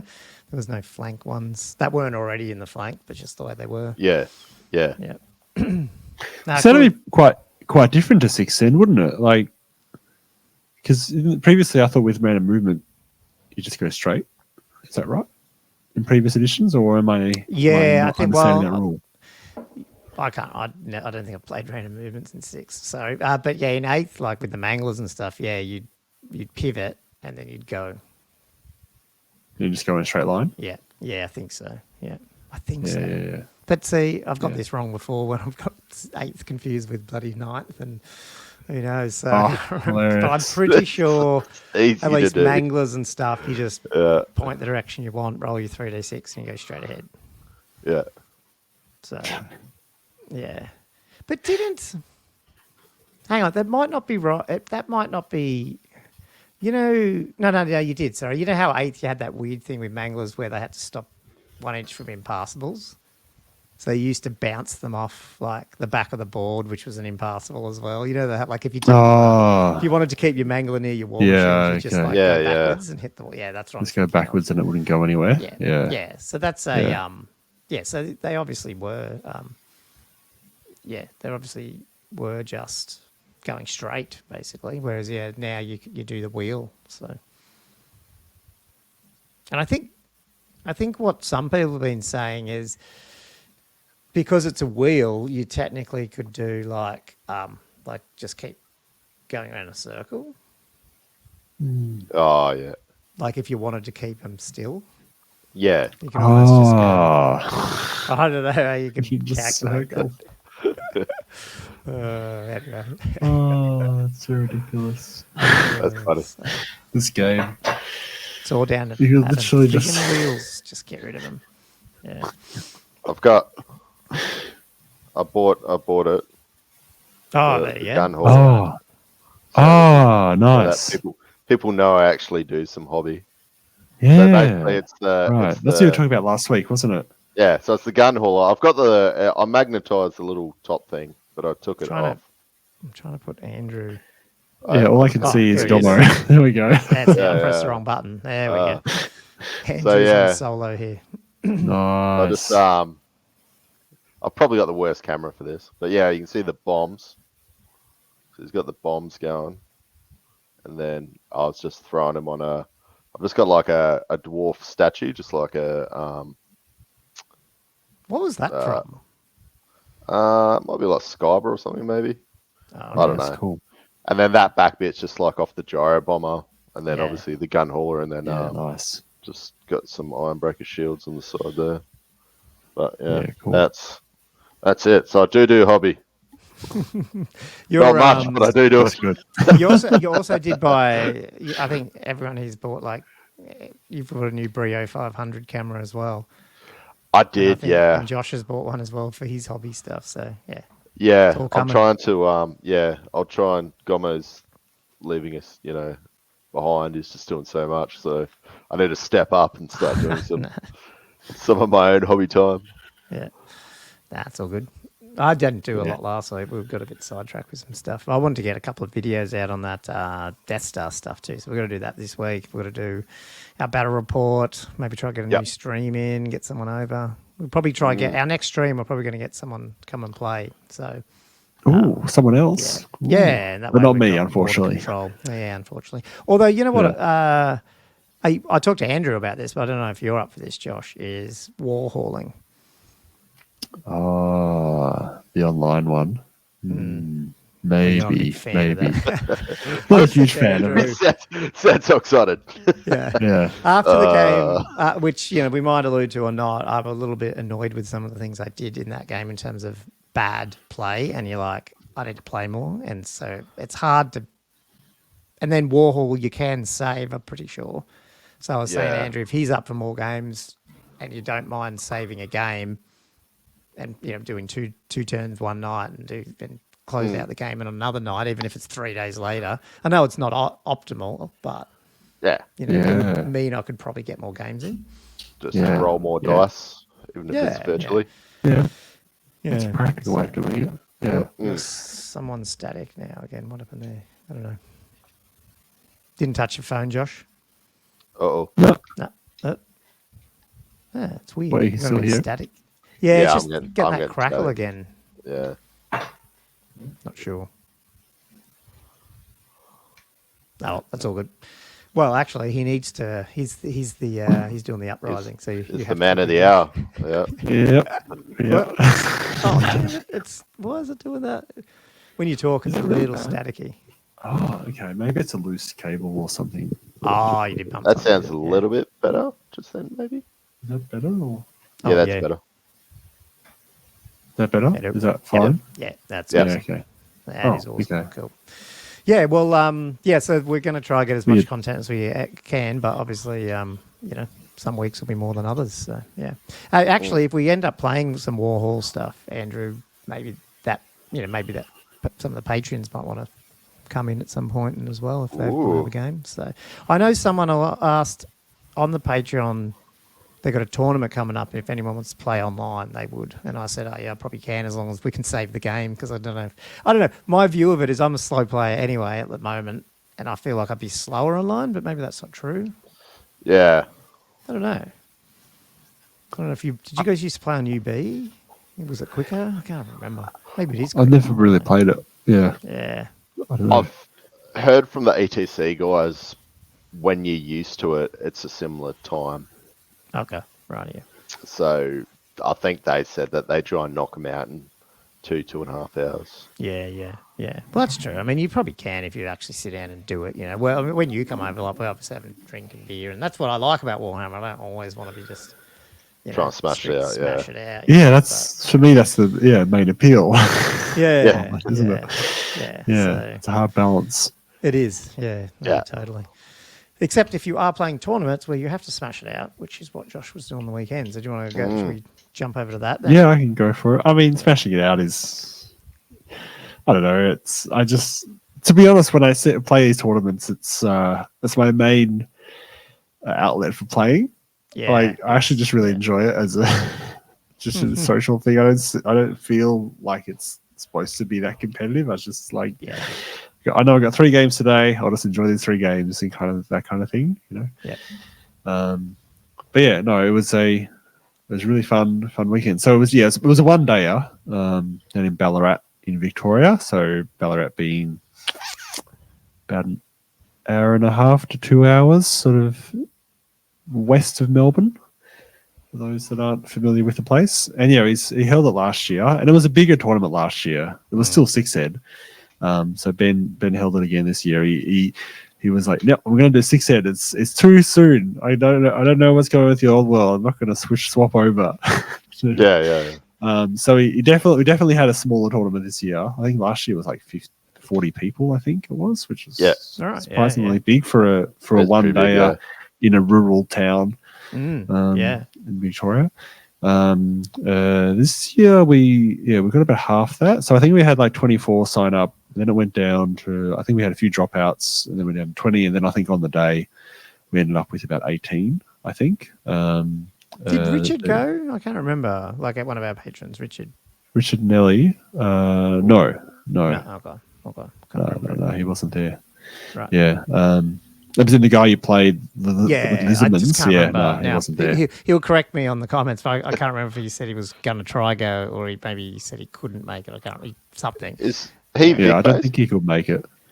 He's on the border, I think. Oh, I probably should. Yeah. Yeah. Yeah, that's he lives right. down there somewhere in the great part of Australia. Yeah, I'm not sure exactly, but it was. One thing that was really fun, really, from the day was like, man, doing this podcast, like we get feedback and we get comments and engagement and stuff, but man, it's different when you're like at a place like that and you just get people coming up to you and go, "Oh, listen to the podcast and I really enjoy it while I'm painting," and like good. Yeah, I had quite a few people, and like a lot of them weren't even necessarily playing in the tournament. They were just people that had just wandered in. They were just in the local community, just to see Warhammer. Oh, not like non-Warhammers. They were people that played Warhammer. Oh, okay. They just weren't playing in the tournament. That big that just people running the local coffee shop listen to us. Sorry, I get what you mean. Yeah. Oh, No, you guys, and like I had some conversations with a few. I think Rob was one who was like asking me all about 3D printing and stuff, and a similar conversation to you, Gobbo. Like he's like, I'm sort of tempted to take the dive, but I know there's a lot involved and stuff, and I'm like, rather just find a friend who does it. Yeah, doesn't have. I mean, it's. I was, what I told him was what I usually tell people, which is like, it sounds intimidating, but it's really, sometimes you just got to dive in and start doing it, and you learn quickly how to do it, and it's not actually that hard. Anyway, it was. Otherwise, I had a lot of fun. So I'll probably just go through. Do you want me to go through the games? Yeah, well, probably. Games, yeah. So. Are you going to go through your list? Game one? Yes, actually. We need your list. I forgot about that. Yeah, so my list, it was a Brett list, 2250 points to 2,250. And I tweaked it a little bit. So every tournament since, because I went to 3 last year, and this time I've added in a little bit of extra damsel going on. So I'll start from the top. So it was a Brett Lord. I've actually taken a leaf out of Angus's book to some extent. Didn't put him on a hippo, but I gave him the Silver Lance and the Blessed, which is the lance that auto hits in any combat round while he has got the blessing, which is very reliable, man. It was really that's good. Where you're always with, isn't it? It's always on the friggin' hits. You're like it's always on the hits. 1 and a 2, and I know. Yeah. So 65 points. So it's not cheap, and it means I can't take a virtue otherwise, really, because of so many points. Because I gave him the Enchanted Shield and the Curious of Fortune, which is a heavy armor that gives you re-rolling 1s to wound. Right. Auto the combo with that 1s to wound. Yeah. So if he's strength 6 2s to wound, then you're re-rolling the 1s. Yeah. It made him even more reliable. Attacks? 4 attacks. Yeah. So essentially, I'm rolling 4 dice, and then re-rolling the 1s, which actually came in handy more often than you think. I think there was one occasion where I rolled 3 1s, and then another one where I rolled 2 1s to wound, and both times I was like, that's fine. Yeah. I'll just re-roll those. I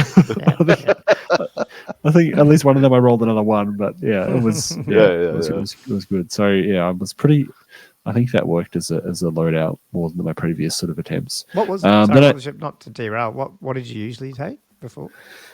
I would usually take the last one I ran, the Virtue of Confidence, which gives rerolls to hit and to wound in challenges, and a great weapon that ignored armor save, which could also be used as a hand weapon as well. Which was a hard one to balance because if I ran him with a great weapon, then he only had a 3-up save with the Blessing Ward, which made him kind of vulnerable, but also he was strength 6 with all those rerolls and challenges and ignoring armor saves. So he could really put out some hurt, but if I felt like going from a 1-up save to a 3-up save was a pretty big concession as well. And just being able to do the auto hits in anything rather than having to worry about always being in a challenge to get the maximum value out of it was just felt more versatile, because just being able to kill things in the unit was nice rather than just relying on overkill if things were in challenges. And then I had a BSB with a Virtual Duty, which gives a +1 combat res as long as the general's alive, and the Sword of Might for an extra strength, which I like that. I ran that in Castle Assault as well. It's a bit squishy because he only has a 3-up save. There's other builds where instead of Virtual Duty, you can take Rom of Greathelm, which gives him a 2-up rerollable, which is much tougher. But I don't think he died in combat. I think he took 1 wound during the tournament. He didn't die from combat strikes anyway. So I feel like the extra combat res is nice. And then I took 3 damsels, 3 level 2 level 2 damsels on life, all 3 of them. One of them had the Chalice of Merfleur, which you roll 1 dice at the start of magic phasing. It gives you an extra dispel dice. On a roll of a 1, you take a wound. And the other 2 didn't have any other magic items. That was all I took. So no dispel scrolls. I haven't taken any dispel scrolls. Never do. And they're all on life, which actually I felt, I was tempted to put 1 on beasts, but I ended up just putting all 3 on life. And I think it worked. I was quite happy with it. It gave me more options for spells and that type of thing. Whereas I found when I've previously ran 2 level 2s on life, I didn't quite have enough spells to force people to use the spell scrolls because is that one of the laws where it's not everything's going to be applicable all the time? Is that what ended up happening? Especially the marsh spell, the number 1 spell. It's because it's only it's half move if you're within the water feature or 12 inches of the caster. That's kind of not great. And Rain Lord, the number 6 one, is -1 to hit or 4-up to shoot if you're a cannon, which can be really good against certain armies, but other armies it's completely useless. But the middle spells otherwise are actually really good. 2 to 5 are almost always useful in any battle. Especially the wood spell where you're damaging things in near forests or on hills. The other one, the Master of Stone, really really good. Then there's a direct damage spell, 24 range. That's not a magic missile. It just targets whatever you want, which again is great. And then there's the Howler Wind, which is the half movement in a bubble of 12 inches around the caster remains in play, and you also can't shoot strength 4 or less missiles into that bubble, which those are great spells, really good spells. So there's so much potential there. But the fact I could roll up more spells than I had and then put more pressure on the opponent's dispel meant that I was actually getting them off. Whereas when I run 2 level 2s, I just didn't have enough spells and enough power dice to really force things through. And that's what I'm missing in Old World, to be honest, not to jump in, derail the 6 discussion, but the unlimited dispels is a bit meh. It's a bit frustrating. It's nice to be able to have a limit somewhere.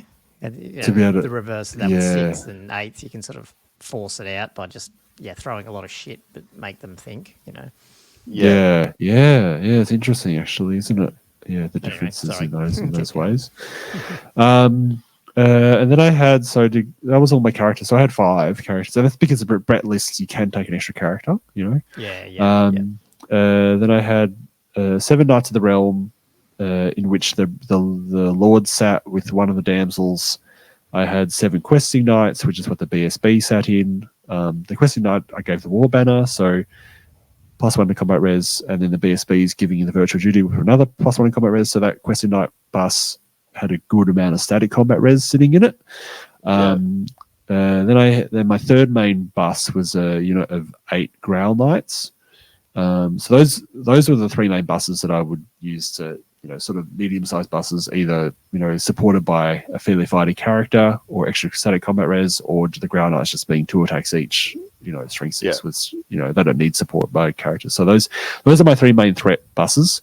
And then I had 2 units of 6 Knights Errant that I usually would put out on the flank with commands. And then just finally for the peasant side of things, I would have a unit of 10 bowmen skirmishers. Always bring them. Yep.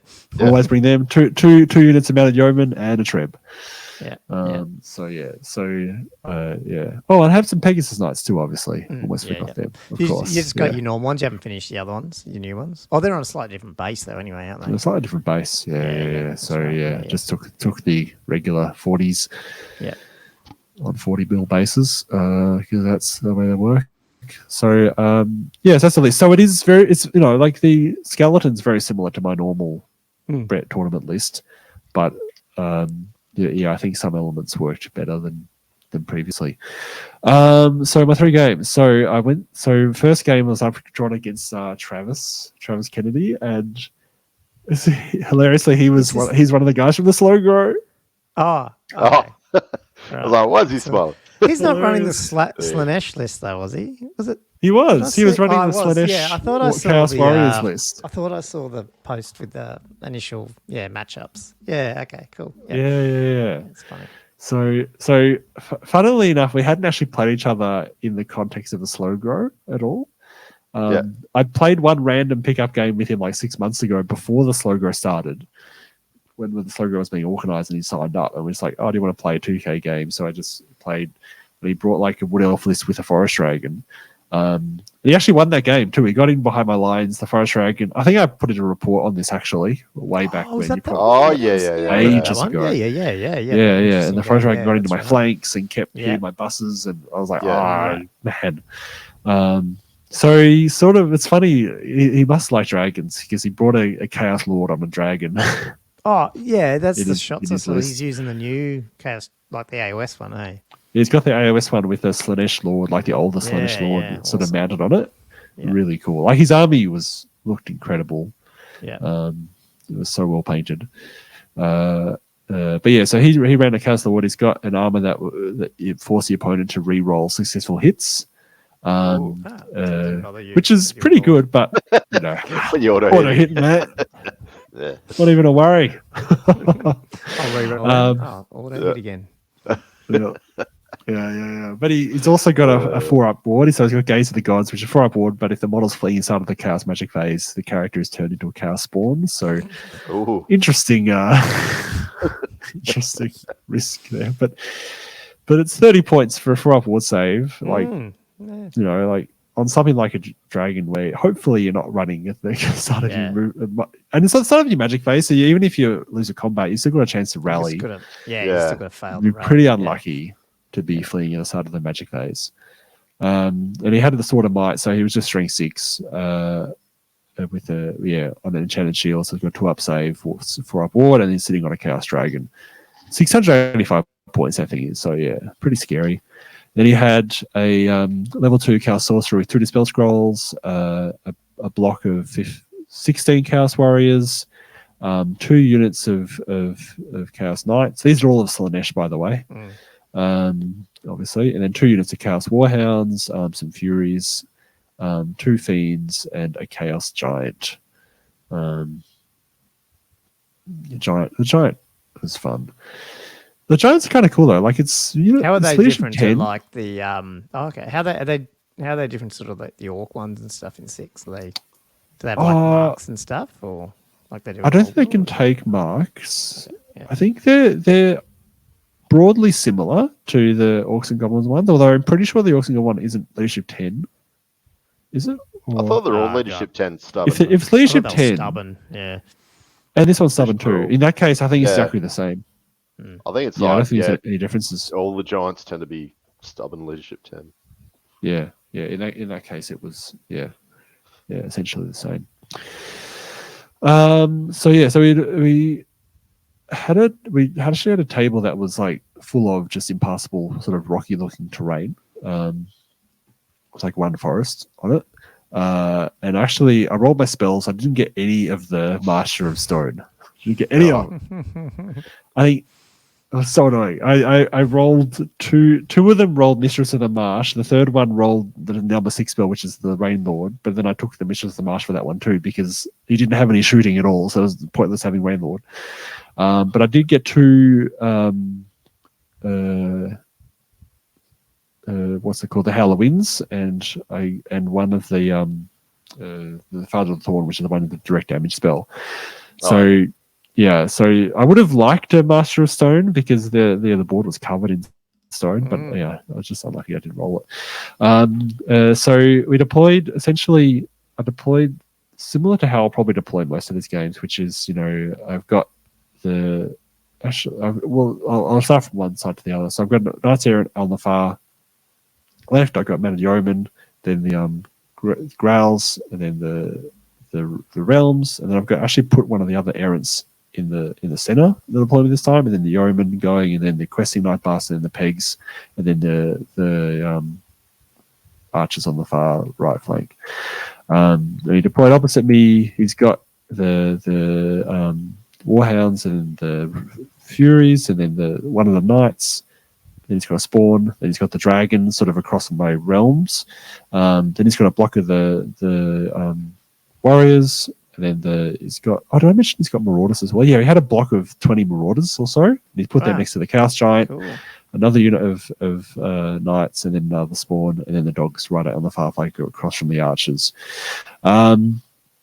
And he obviously he went first because I prayed. Like everyone, I think today went first. Actually, no one chose to go second. Sometimes people do choose to go second because they're just like, I'm not going to waste first turn. I'm not going to do very much, so I'll just give you first turn. But everyone went first. So he did push up. Hold on, actually, I can put these photos. I've got some photos for this game at least, so I should put these into Thingo. Hold on, I should add. Can I? No, that's not what we want. How do I add? Oh, I might have to take that one off. You go present. Can I do it in this? There we go. Oh, there we go. Yeah, so that's the deployment. Ooh. I mean, I'll try to keep it. I mean, unfortunately, I did take some photos of this game. This game I took 0 photos, and in the last game I took 1 photo. Got a bit distracted.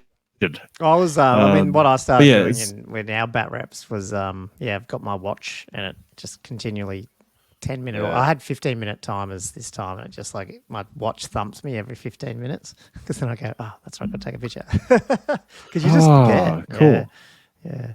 It's I nice. need to get a watch so I can do that. Yeah. I see what you mean. So for the list, the order, there is like one, two. Is that 7 pieces of rocky terrain? Yeah. On the table? Yeah. We played that thing on the far right as a forest, even though it looks really rocky because some of it looks so spindly, and we're like, just give us a forest, something other than just rocks. It's very barren. It's the most barren table I've ever seen. That's the same mat that I just threw out. I think that one. That's the one that fell apart for me. That's a fun gaming one, I think. Good to know. Now, there's the objective. The scenario for this one was actually a central objective. So you can see it there on the photo. Interestingly, so the way Ben, the TO, had worked this out was similar to what I'd done with the slow grow, but it was his idea first, and I sort of just adapted it. It's like you get 1 scenario point if you're holding it at the end of the second round. You get 2 scenario points if you're holding it in the 4th round, and you get 3 scenario points if you're holding it at the end of the game, at the end of the 6th round. Yeah. So it's like a sliding scale, gets more and more valuable, but it's still worthwhile holding it as long as you can. Yeah. Which is kind of cool. So, does that photo come up? Okay, yeah, that's worked. Yeah, cool. So he moved up a few things because he put his dragon quite centrally. He could only couldn't really get around me in this game. He pushed his giant up a bit as well to try and sort of entice me to charging. And I think he was hoping to countercharge with the knights behind them. And I think he was also trying to hopefully trying to do the same thing with some of the knights and the way he positioned them with the warriors. I managed to get around the flank with the knight errant on the far left, which actually then let me get in behind his lines a little bit later on.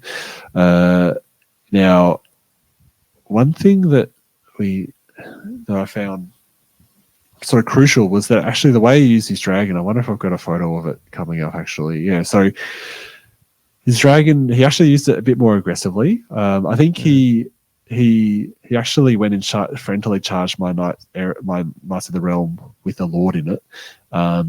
And I think he was hoping to break it. I mean, he did. It was kind of a scary moment for me because he did actually cause a terror check there, and if they'd failed the terror check, they would have been off the board immediately. And in the background of this photo, you can see the questing knights in combat with the Chaos Knights as well. So, that one was a really dicey combat actually for me as well, because I was forced to charge the giant that he pushed up in front of them. They didn't kill I think they did a few wounds to the giant, but didn't actually kill him. And then the Chaos Knights actually came in as a counter charge. They went in. The alignment. The alignment of it was they didn't actually get a flank charge; they actually got a frontal charge, so we could only get one, and it was just clipping. The clipping, you know, because the giant was originally there, is that what you're saying as well? Yeah, the giant was originally there, where that gap is. So they couldn't really maximize anything, and because I had a significant amount of static res in that unit, that I think it helped a lot to take the charge.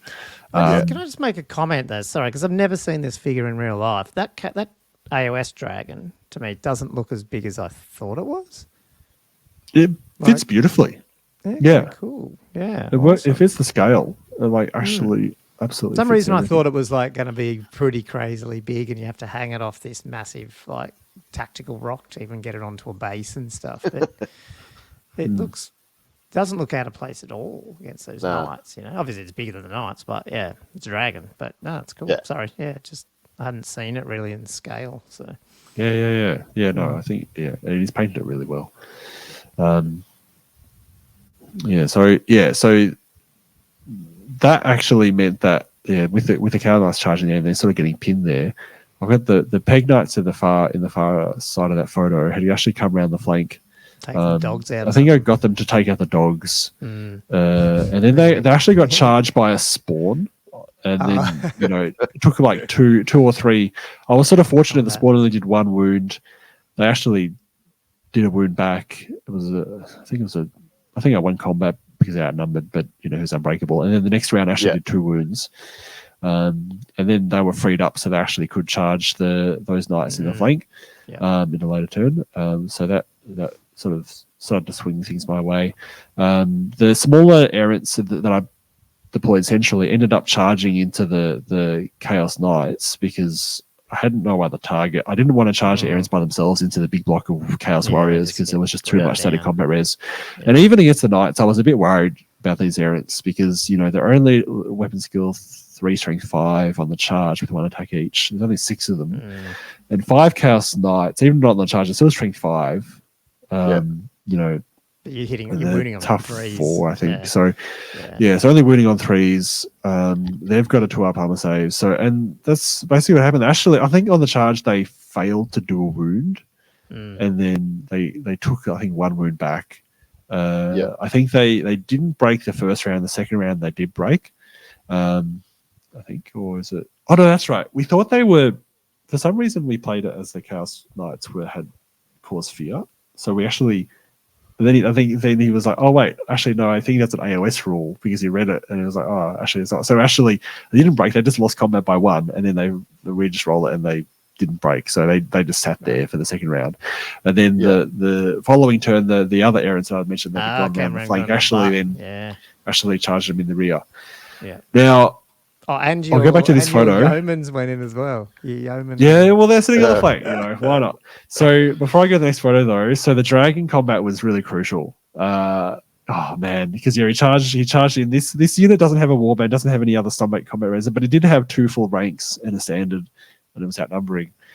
Now I don't think he challenged me, but I challenged him with a lord because he did issue a challenge, and I had to choose either the champ or do I do the lord.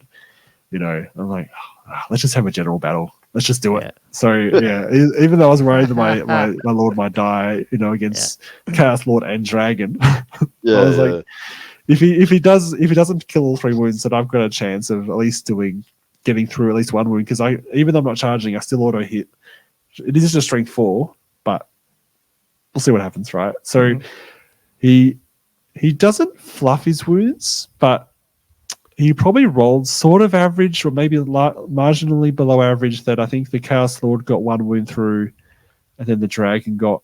I think he caused 3 wounds on the Dragon, and I saved 1 on armor save, and then I rolled 1 5 up, and so he only took another wound. So I was like, oh god, yes, okay, he's still alive.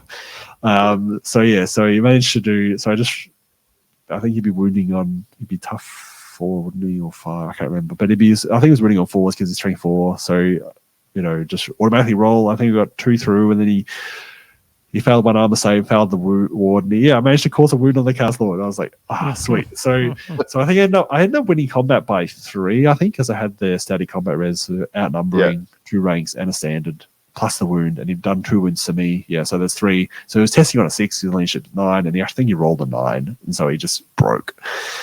But he did manage to run away successfully. I think he outrun me by like 2 or 3 inches. Yeah, but that was a crucial moment actually, because the way everything had advanced, in the previous. This is like what, turn 2?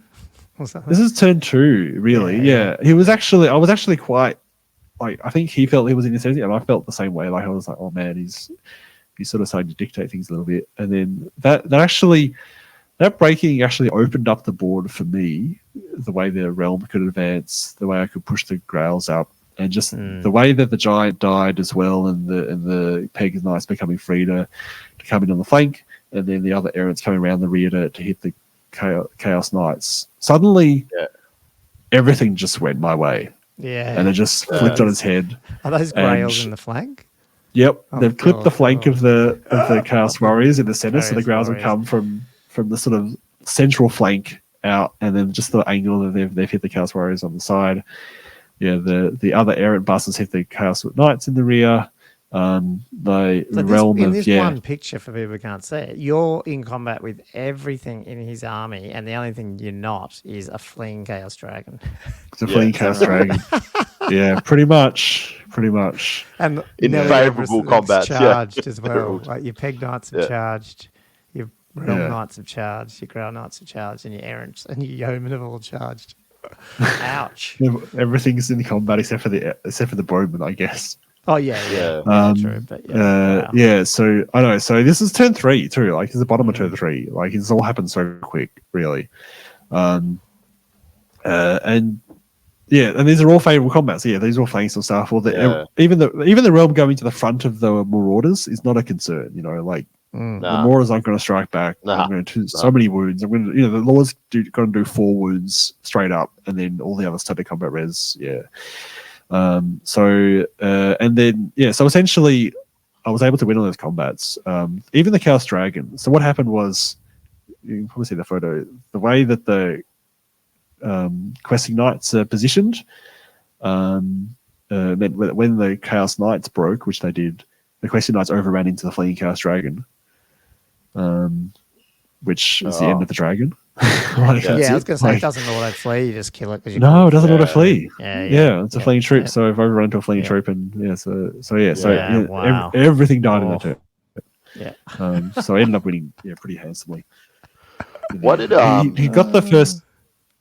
I was just going to say, with the Chaos Warrior block, did he not notice the flank of the Grails? He couldn't. He was trying to maneuver it just because of the way that the all the units around him were positioned and the impassable terrain next to him.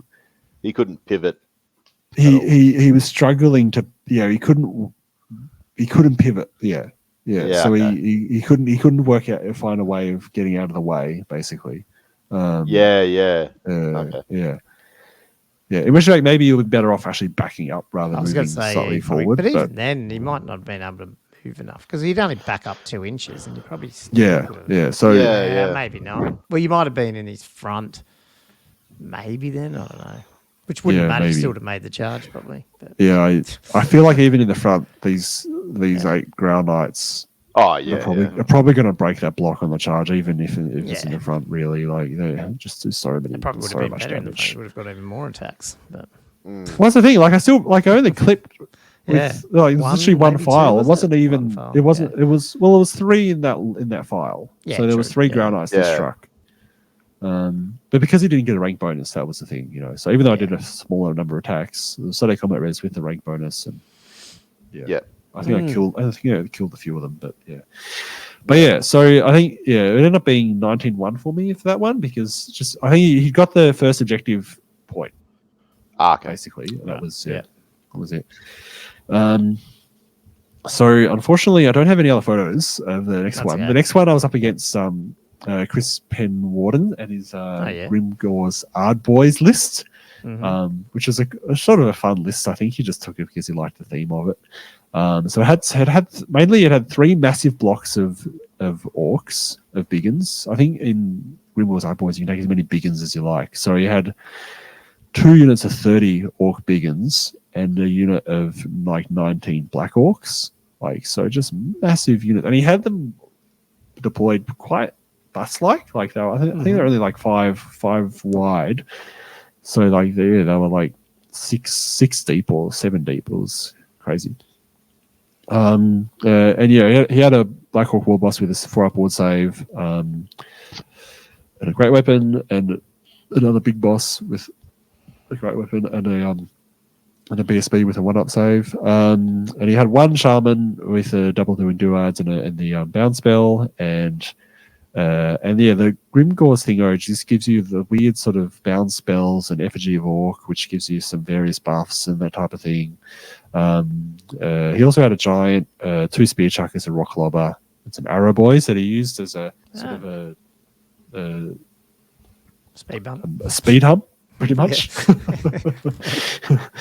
And this game was a more conventional table. It was the terrain was more like Bretonnian themed, I guess. It was like had a forest or 2, had some buildings, had a few other bits of like impassable sort of rocky terrain and a hill. And it was really a game where there was sort of 2 flanks that played out. He deployed his 3 main blocks sort of together in one corner, with the arrow boys in front and the rock lobber next to them and the others sort of shooter. And then he had the giant and the boar boys out on his out on one far flank, and with the spear chucker over there as well. And that was sort of near a forest and a hill. Now I'd rolled some better spells. I'd rolled 3 Master of Woods. So every wizard had Master of Wood, and 1 Master of Stone, and the Father Thorn, the direct damage spell, and I can't remember what the other spell was, but not important. I managed to snipe his shaman in the first turn with the Father of Thorn because he left him out, and I'd already discussed the spell before the game, and he knew that it didn't need line of sight, didn't need anything. And I just got the spell off. I was actually really lucky with the spells because I got that off and just punked his shaman in the first out. He was quite sad about that happening. And then I was also good lucky with the spells because I was able to get off Master of Wood multiple times on. I got it off on the Boar Boys and took off maybe 3 of those guys. They were across from the Knight Errant. I've only put Errant and maybe some Yeoman and the Treb across from them. I got it off on the Boar Boys once, got 3 wounds off. They passed a panic check. Then I got it off irresistibly on the Giant as well, and rolled 5 d6 for string 5 hits. So I think I took and then I got 4 out of 5 wounds on a 4-up to wound, and so it's caused 4 wounds on him. And the next turn I got it off again irresistibly and did another 5. So the dragon just got taken. So that whole flank just integrated basically. Yeah. He had there was that I managed to get he had a really tight charge. I think we measured it really closely, but for the Boar Boys to hit my errant, I think we just decided it was just out. And then my errant was able to charge the depleted Boar Boys and go through them. The other flank though was the main bit where I deployed my main 3 buses against the massive blocks of orcs. So I had to pretty much go across the board to get to him.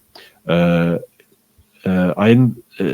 hard thing was actually trying to decide which guys I would go into. I got rid of the speed hump pretty much by charging it with the other knight errant, going straight through and overrunning right in front of the 3 blocks.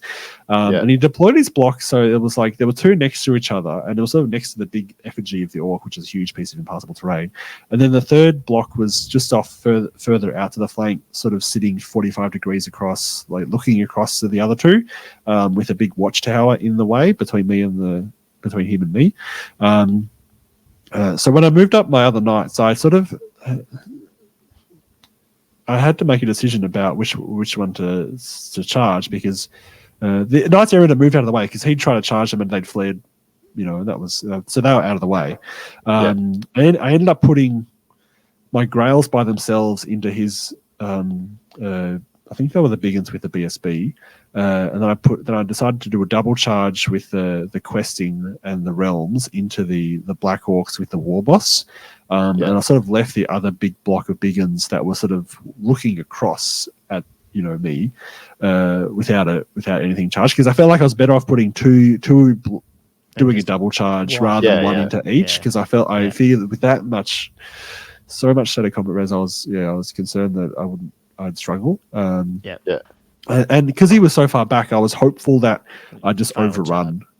If I double charge those, I'd overrun off the table, and that 3rd block wouldn't be able to flank charge me.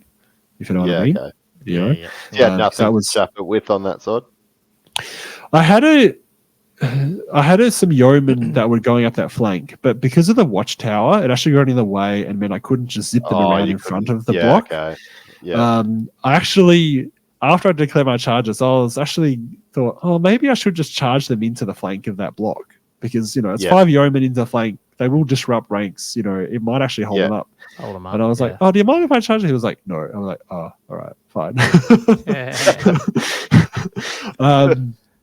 So, which is fine. Because no backsies. It felt like a little bit competitive game, because we both won handsomely the first round, and anyway. So I didn't have any protection, so it was a bit of a gambit for me to just charge into the 2 into the central block with two guys, and it sort of paid off, I guess. So the double charge did break the war boss unit with the black orcs.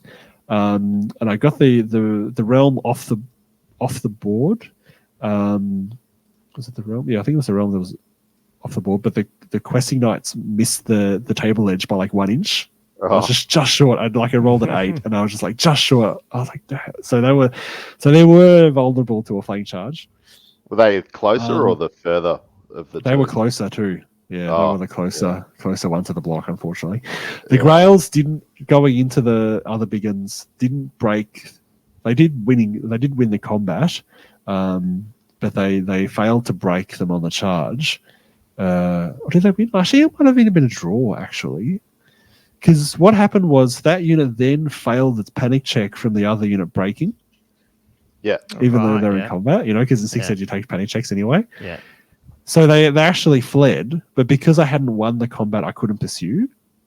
So they actually, so they fled away. They didn't flee off the board though, because I was trying to remember how this played out in my head the last day, because I'm like, how did I end up with the 2 charges? Because then they rallied, they turned around again, and my Growls charged in again. Because I'm like, when I was thinking this, like, this is not the old world. I don't give ground. How did I do consecutive changes? They actually failed the panic check, ran away, rallied, and then I was able to do a double charge with the errants that had fled, that had gone through the speed hub and fled. Yeah. So they'd rallied. They were able to come back in and do it. I was able to do a double charge with them and the Grails, and then actually was able to break that unit successfully.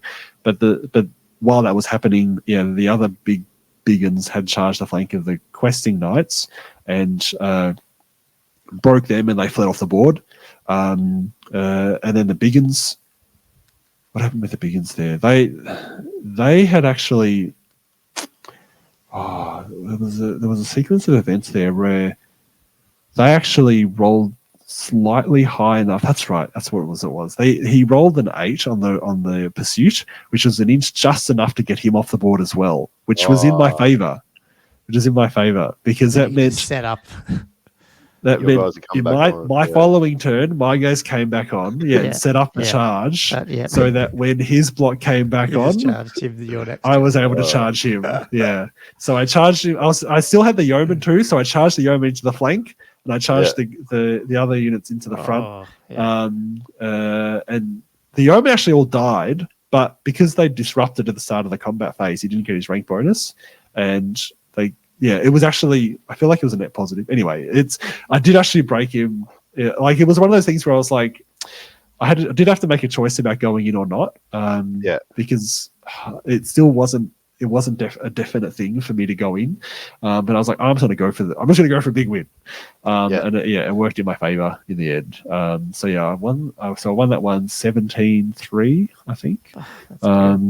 So that was 2 games. It was only a 3-game tournament, so I was pleased with the outcome of both of those ones. So you only lost the questing basically and the yeoman.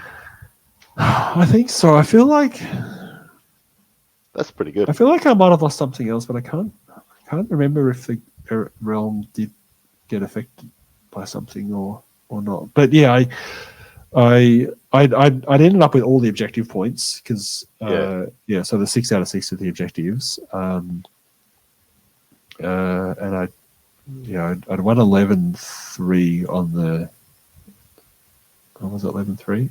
Yeah, 11-3 out of 14 because it was a weird scoring system. It was 0 to 14 with the victory points, and then 6 more points of. So it was like how we did with CanCon, but instead of going to 20, he went to 14 I think, out of 20 for the objective. So it's slightly unconventional, but it worked. I don't think I lost the realms. Yeah, so it was mainly the question I sort of lost, which hurt, but. That still meant I could win fairly handsomely. Yeah. And then, so final game was up against Hugh Evans with his Skaven list. So he almost brought this to CanCon as well, but I think he ended up just the practicalities of bringing the army on the fly and a few other factors. Man, he did Marvel instead. But he brought a Skaven list, so Grey Seer with Warpstone tokens and the Eye of the Horn Rat. So it's just some extra power dice, an assassin with the Warpstone stars, a chieftain, a warp-like engineer. He's got 2 blocks of 20 slaves, 2 blocks of 20 clan rats, each with a rattling gun, and he had 2 units of 2 poison wind globadiers because apparently you can take them in units of 2. Which is so ridiculous. 2 rat swarms, a unit of 20 storm vermin, 20 plague monks, 3 rat ogres, 2 warp Jezzails, doom wheel, and 6 planes hexabearers. Like he almost had like 1 unit of everything in the army list. It's just a huge range of stuff. Now this game, was tough. Like there was a lot went on. I feel like there was some mistakes that I made in this one for sure. And there was a couple of even just rules things. So one of the things that happened that might have affected slightly the game for me, although not directly, but just because of these rule things, is that with the targeting of the weapons teams, like after we deployed and I rolled the spells and stuff, I was asking him, so with the weapons teams, like how do they work? Like can you target them or not? And are they just in like a separate unit or what are they? And kind of thing. And he was looking it up and stuff, and because I basically was trying to work out if I could target them with all my Law of Life spells. Yeah. Because I'd actually rolled pretty well again. So all 3 of them got Master of Stone, which is great. Because this is another pretty typical board. Table. I think it had a mixture of woods and impassable terrain and for like hills and stuff as well. So it was a decent board. So I got three stones and one forest, like Master of Woods, and I think I got one Howler Wind. I didn't get a Father of the Thorn. But yeah, I got one Rainlord as well, but I never cast it. I don't think I cast Rainlord at all the whole game. But so I was like, you mean whole tournament or whole game? The whole tournament. I never actually cast it. Yeah, it was the shooting one, wasn't it? The anti-shooting. Yeah. So I think because I think we were trying to work it out, and I couldn't actually find the bit about magic missiles in the army in the books. I was kind of sure that because of the way that the Master of Stone reads, it's like any unit within 12 inches of the terrain can be, targeted, but so it's not a magic missile, right? But I just felt like I almost felt bad because he'd actually deployed his ratlings and the slaves right next to a big rocky piece of terrain. Yeah, and because I couldn't see the specific passage in the rule book. I actually sort of like, look, we'll just play it, we'll just play it like that, like whatever. Just because I feel like if he'd known that they could just take off the weapons teams, he probably would have deployed them not within 12 inches of that piece of terrain, So that which is fine, and I was happy just to play it like that. But I definitely made some does that other mean sort you just of. Can't target them ever. Like, how does it work? It can't target with shooting, is it? Is that what it is? Yeah, it's like a lone character within 3 inches of its parent unit. Like, you know what I mean? Okay. So yeah, you can target them in certain situations, but they essentially operate as a separate unit, but with targeting restrictions, like they're a lone character. Right. But against certain spells, you should be able to pick them out and stuff. But anyway, that's how I played it. It's fine. But yeah. One mistake I did make is that I deployed my knights, like I did most of my deployment normally, where I had my main blocks in the center. But my Lord's unit with the realm actually deployed out on the far flank next to the errant, and that was opposite the rattling guns and the slaves. The clan rat. So that those two units, right next to each other. The board was punctuated a bit by terrain, which meant you had to sort of divide it up things a little bit, but having the realm over there left them a little bit unsupported, I feel, and they couldn't really help centrally as much as they might have been able to do, because centrally I had the questing knights and the grails and the pegs across the storm vermin, rat ogres, the plague monks, the globadiers, in that area, and then on the other flank, on my left flank, I had the other errant knights with the pegs across the doom wheel and some slaves, and he had his Jezals right in the far back, because there was some moments in the center that I just I couldn't get the right amount of force or focus my attacks, I suppose. Because it worked out that there were a couple of moments where I had a choice of, there was two things. So I had a choice with the questing, because he actually moved up kind of aggressively, and I pushed up. But there was a moment where I had some choices about what to charge with the questing knights, and they weren't that far away. They were only about sort of 8 inches away because he'd moved up in his turn. I had a choice between the rat ogres, which were a little bit across, or the storm vermin that were pretty much directly in front of the questing bus, and I charged the rat ogres. He actually fled with them. And he rolled 7, so I was +1 to get to 8 inches away. And because I had to wheel slightly, that meant they just ran out of my charge range, which was disastrous, because it meant they just moved up, exposed the flank to the storm vermin. And it meant it was an easy flank for the storm vermin. In retrospect, I probably should have just charged the storm vermin. Because he would have been less likely to flee with him because they were a little bit closer, and he probably wasn't going to flee with him anyway because he probably felt that they had the static combat res to stay, and it just meant they got flank charged. I'll actually put up. I do have one photo of this actually. I might put this up now. Where's the Grace here? He was out on his own. Was that his general? Yeah. Oh. Yeah. So the Greyseer was sort of next to. It was sort of between the Rattling Guns and the Storm Vermin. He was chilling it. Here we go. Cool. This is sort of midway through the game. Oh So this is after. So yeah, this is a couple of things to go through. So this is just after the questing has moved forward and had the Rat Ogres flee them and have the Storm Vermin just in the flank. But the other thing you can see is there's a big bus of Grail Knights in a forest. It doesn't look like a forest, but it is a forest. And that's happened because he deployed a block of slaves right in front of his plague monks, like directly in front. The Grail Knights charged the slaves, broke them easily. But they fled, classic Six Ed, right? They fled diagonally, which meant that instead of me overrunning and hitting the plague monks, overrun into a forest, which is like completely useless.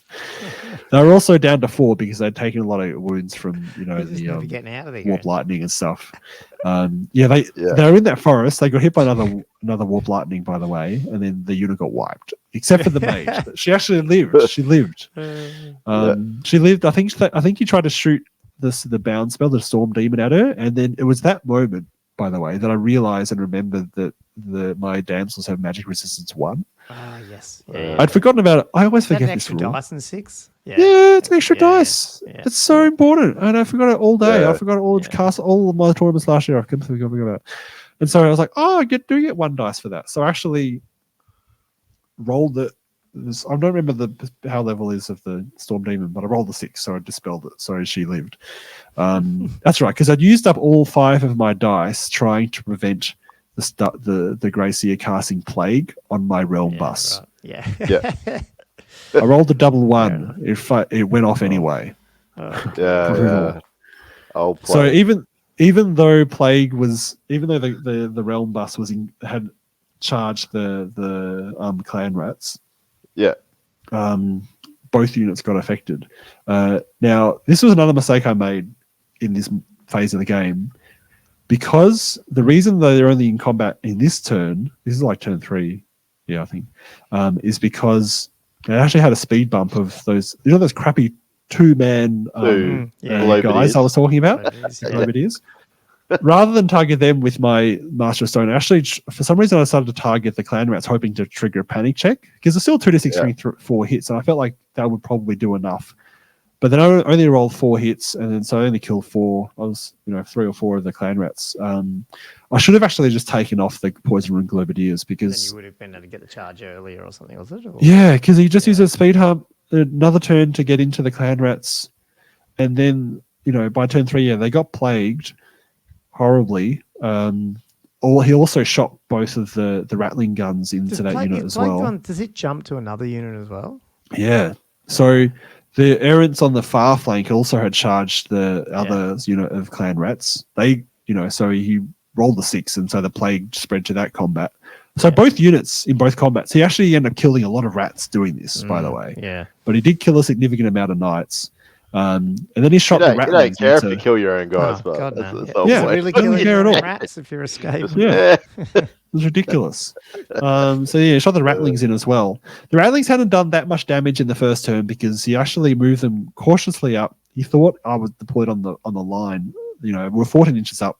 So it was 20-inch deployment zone. And he pushed them up 2 inches, and then eventually was like, "Oh, actually, you're like way out of 18 inches." I'm like, "Yeah, I didn't actually deploy on the line, man."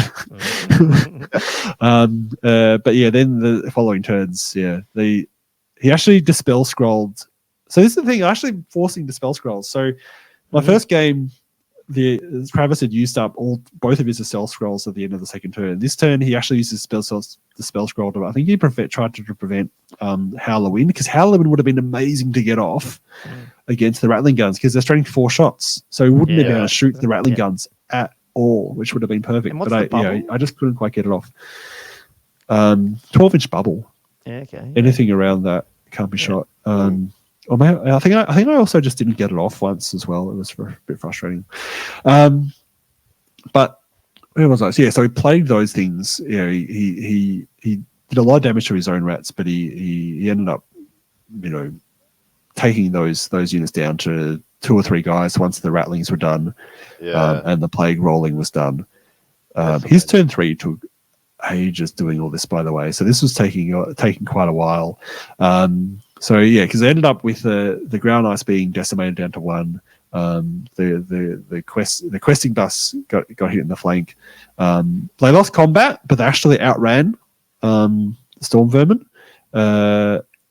So they actually survived, which was quite impressive. The Peg Knights got charged by the Grail monks. Fled the charge because they weren't in a good position at all. I rolled 16 on the flea roll, and they flew off the board. They were like in the middle of the table, and then they flew off the board. I was like, shit. Oh, it was so disappointing.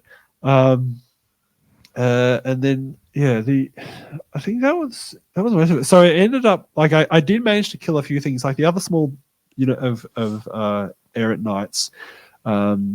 They and the Peg Knights had actually killed the Doom Wheel, because the Doom Wheel is a random movement thing, and he pushed it up, and then he pushed it up again, and it was just, you know, I'd been patiently waiting for the chance to charge it, and then I managed to hit it in the flank with the errants and the pegs in the front, and I broke him and overran him. They overran into the swarm, and they managed to kill that in 2 rounds of combat. I was actually quite fortunate. I think on the charge they did 4 wounds of, you know, there's a 5 wound each base, so there's 10 in total. I did 4 wounds on the first round. And in the second round, when the errants weren't even charging, they managed to pull off 6 wounds. And this swarm is like 130 points. I was actually surprised that they managed to take it off. It was quite fortunate that I picked up those points at the end of the game.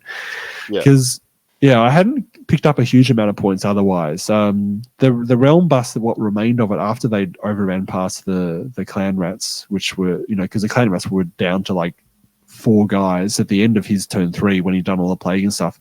His turn 3, because of so much dice rolling, ended up being like 45 minutes.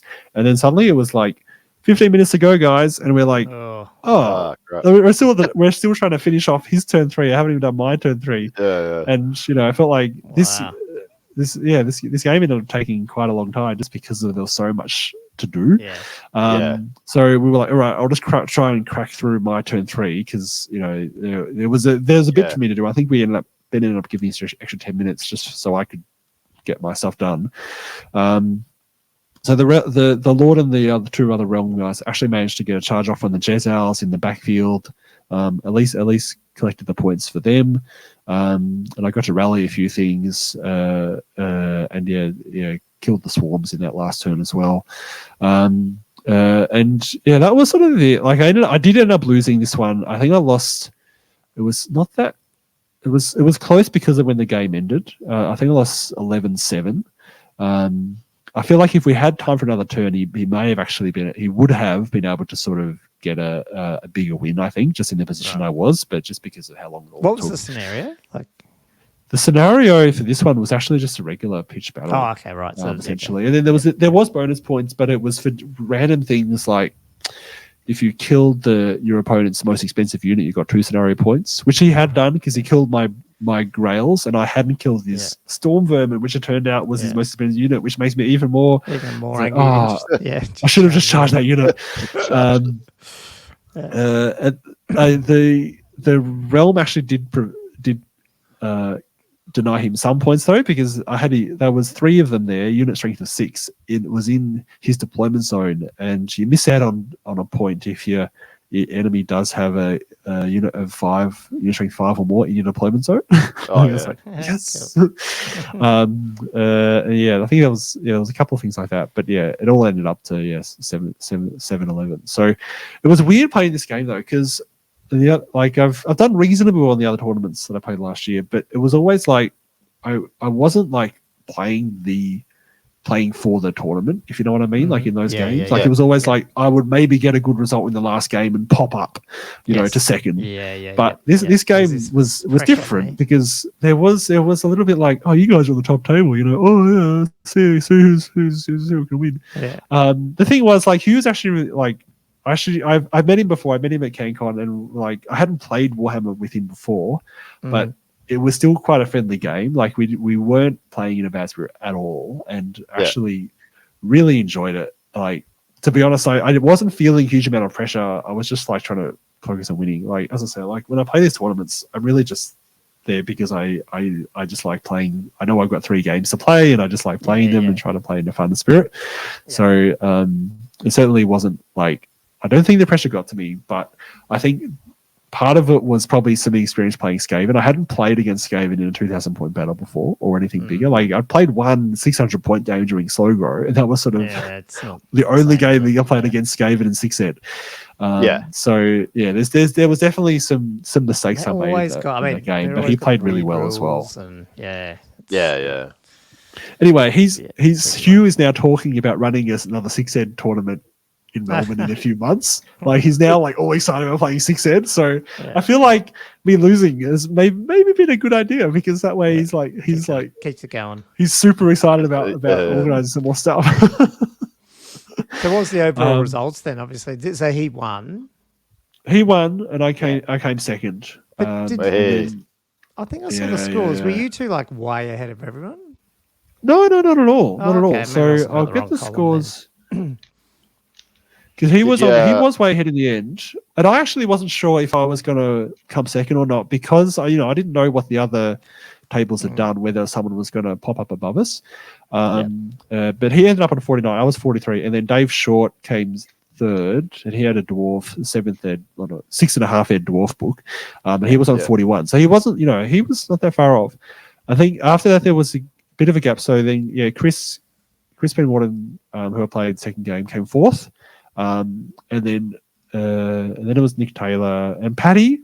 Guys, Paddy came. I can't believe I mentioned this. Paddy came all the way from Sydney. She flew down the day before, took it, then she flew to Melbourne. You have to remember, Ballarat is a country town. It's not even in Melbourne. So she flew to Melbourne, then had to get a train out to Ballarat. Like ridiculous. All for a one-dayer. Oh wow. Some devotion to 6ed. Yeah. She was like, I'm playing. So she brought her Amazon. I'm not sure if many people saw it at CanCon. She used it at the doubles the next day, but she's been designing from scratch this Dogs of War Amazon army. Looks incredible. Like her style is just so cool. And she hadn't quite finished painting it, unfortunately, but she hasn't really shown it off at all. It's just people who might have seen it when she's been playing it, but she should really publicize it a bit more. Hopefully when she finishes painting them all, because it just the style she's put in, the effort she's gone to is so good. So she came 6th, and Travis, my other opponent, Cashley, came 7th as well, and Will, the other slow grow guy who was there, came 8th. So the slow grow guys did pretty well. And I feel like by strength of opponent, I didn't do too badly, because they ended up pretty hard. But yeah, slow grow represent. Who got best painted? I did. Oh, did you get it? Because Trav's army looked pretty good as well. That looked really nice. Yeah, he did. He was close. I think I heard I got 8 votes and he got 6. Like he would have deserved to win best paint. I wasn't sure if I would get it. Like I don't know. Like it was weird getting second and then also getting best. Yeah, if you get a podium. Yeah. But they didn't give. Ben didn't actually give vouchers for the podium. He only gave vouchers for best sports, halfway hero, best painted, and like that kind of thing. So he essentially only got the one prize, obviously. But yeah, I was pleased to get that, because I put a lot of work into the Bretts. But yeah, Travis would have deserved to win it too, because his Slanesh army looks quite amazing. But yeah, so that was my Uprising summary. Wow, that was quite an in depth, wasn't it? That was. It's good. No, it was almost an hour. It makes you think. Yeah, is 6 going to still hang around? And it probably will, which is interesting, which is good. Like it makes me think more and more that, especially for Tomb Kings, because I love playing them in 6 to keep some of those 20 mils. Just so he can play. Yeah. Maybe you should have a frig around with bases and stuff. Yeah. So, look, I don't think it'll be that stringent though. Like even if 6 does hang around, you'll be able to play it with tower bases for sure. Like I don't think there'll be anyone complaining about that. It's just harder to go back down the other way, but I guess you just you do the maths. I guess. Yeah, you can't. Yeah, it's hard to go back, but yeah. Yeah, I mean, yeah, if it's not that hard to paint out extra skellies, maybe it's keep it's some only on 20s. it's the Tomb Guard that I've rebased, but potentially I wouldn't take them. Like I like the chariots and everything in sixth. Yeah, you're not going to take him in sixth anyway. Magic movements. Yeah. So that's the good thing with the 80% of your army is that it's all just chariots and it's the same base size, whether it's the 6th or the old world. Totally. Yeah. So it is. It's a fairly easy one. Yeah, totally. Yeah, which is good. Yeah. Oh, we might. I mean, we got a game in, but we're going to do the battle report. So I don't know if there was much. Did you want to bring anything up with that, Andrew? Or Nah. Well, it was. I'm so interested to hear about what actually happened with this thing. What happened with the dragon? What happened with the counters? Just scenarios. We rolled up the breakpoint one, which is interesting as well, because we didn't technically play it. So with that one, you're supposed to just keep playing until you break. But we didn't. We just played 6 turns. Just not because, well, it got late, but plus we just went, like 6 turns. But technically, you would keep going. Yeah. Well, how far off did you think you were broke? Like, were you not far off someone breaking at 6 turns, or did you feel like it would be quite a few more turns to get to that point? Yeah, maybe. Yeah. Yeah, it could be 2 more turns. Yeah, that's the breakpoint actually could go on anyway, I think, by the end of it. Oh, really?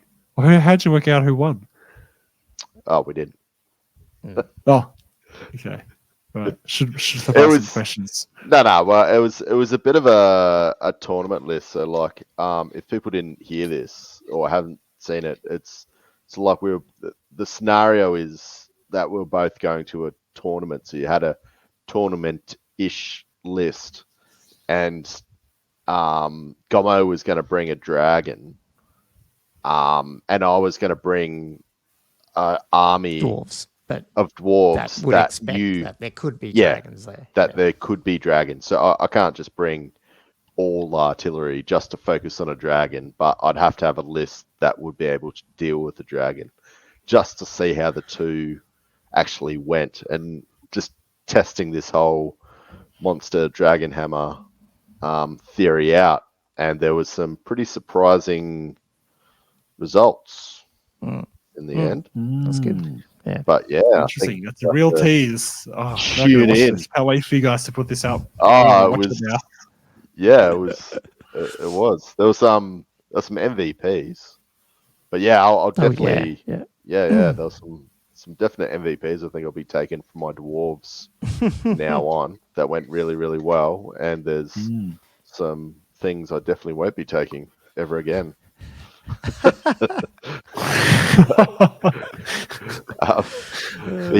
Very curious.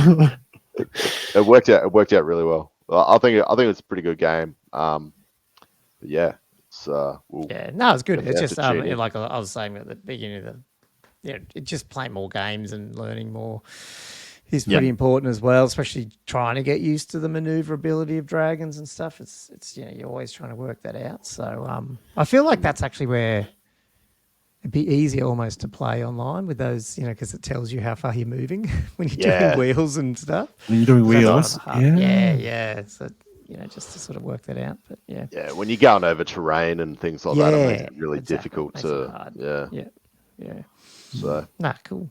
No, we'll do that up. We'll do the video up, like a shorter one. It would just be a 40-minute one, and people can see what happened on that game. And as I said, we'll try to get our next stream up in the next week or so, hopefully with someone else. So maybe we'll get one of our local people to come around and have a game. Yeah, that sounds fun. Maybe I can come over and commentate. Yeah, we'll have someone look up rules, controlling, that sort of stuff, so that way it goes a bit rules smoother. Control person. Yeah. Cool. Okay. Well, we won't spend too much time on ours then, because we'll just do that, and that way we can wrap this one up probably. Because we have. Yep. Ended up being time, I think. Yeah, pretty decent episode with all my rambling. Yeah, and I guess if you're listening to this or got to the end of this, let us know if you want us to try do a stream on Thursday for live Adepticon. What's it called? Response or what? No, what do you call it? Not response. What's it called? When you're watching it live, your reaction. Oh yeah, that's it. We'll see how we go. Sometimes that's hard for you though at that time, isn't it, Andrew? 2 p.m. Oh, 2 p.m. Yeah. But is it all at 2 p.m.? How flexible are you guys? I don't understand how you can be doing this at 2 p.m. I'm pretty flexible at the moment. But yeah. I'll see. I might have to. Collins just reminded me that I might have something at 2 p.m. I'll look into it. Because I don't have to drop. I only have to pick kids occasionally up at 2. But that's at 3. But that's only down the road, so it makes it easier. Yeah, no, I need to drop kids up at 3. So you know what I just remembered? Because you're thinking about work and that I'll be doing surgery and stuff. I totally forgot about the whole thing about the dragon. I want to talk about it next week. Okay, yeah. The Nick's comment. The anatomic. Talking about? Yeah. Nick from the Dwellers of Lowe's ridiculous comment about dragon anatomy. I've got a good 10-minute spiel about that. That's so right. I won't start it now. I can't believe you it's didn't too late. bring that up. I got too much with Uprising. I hope you got some diagrams. I'll go through it next week. Yeah, there'll be some diagrams about anatomy. Yeah, like a little podcast. We've missed the anatomy section of the podcast. We haven't done that for a while. Yeah, should put it back in the show notes. Anatomy. Awesome, everyone. Well, we might wrap this one up. Thanks for listening to another Old World Fanatics episode. Like I said at the beginning, if you enjoyed our ramblings, we always like 5-star reviews either on your podcast software or in YouTube. Just hit the like and subscribe buttons and be notified of not just this video and channel or whatever, but also all the other videos we're going to be trying to put out. And if you do feel so inclined, join our Patreon or just hit us up on socials if you ever want to send us a question, send us a topic, whatever.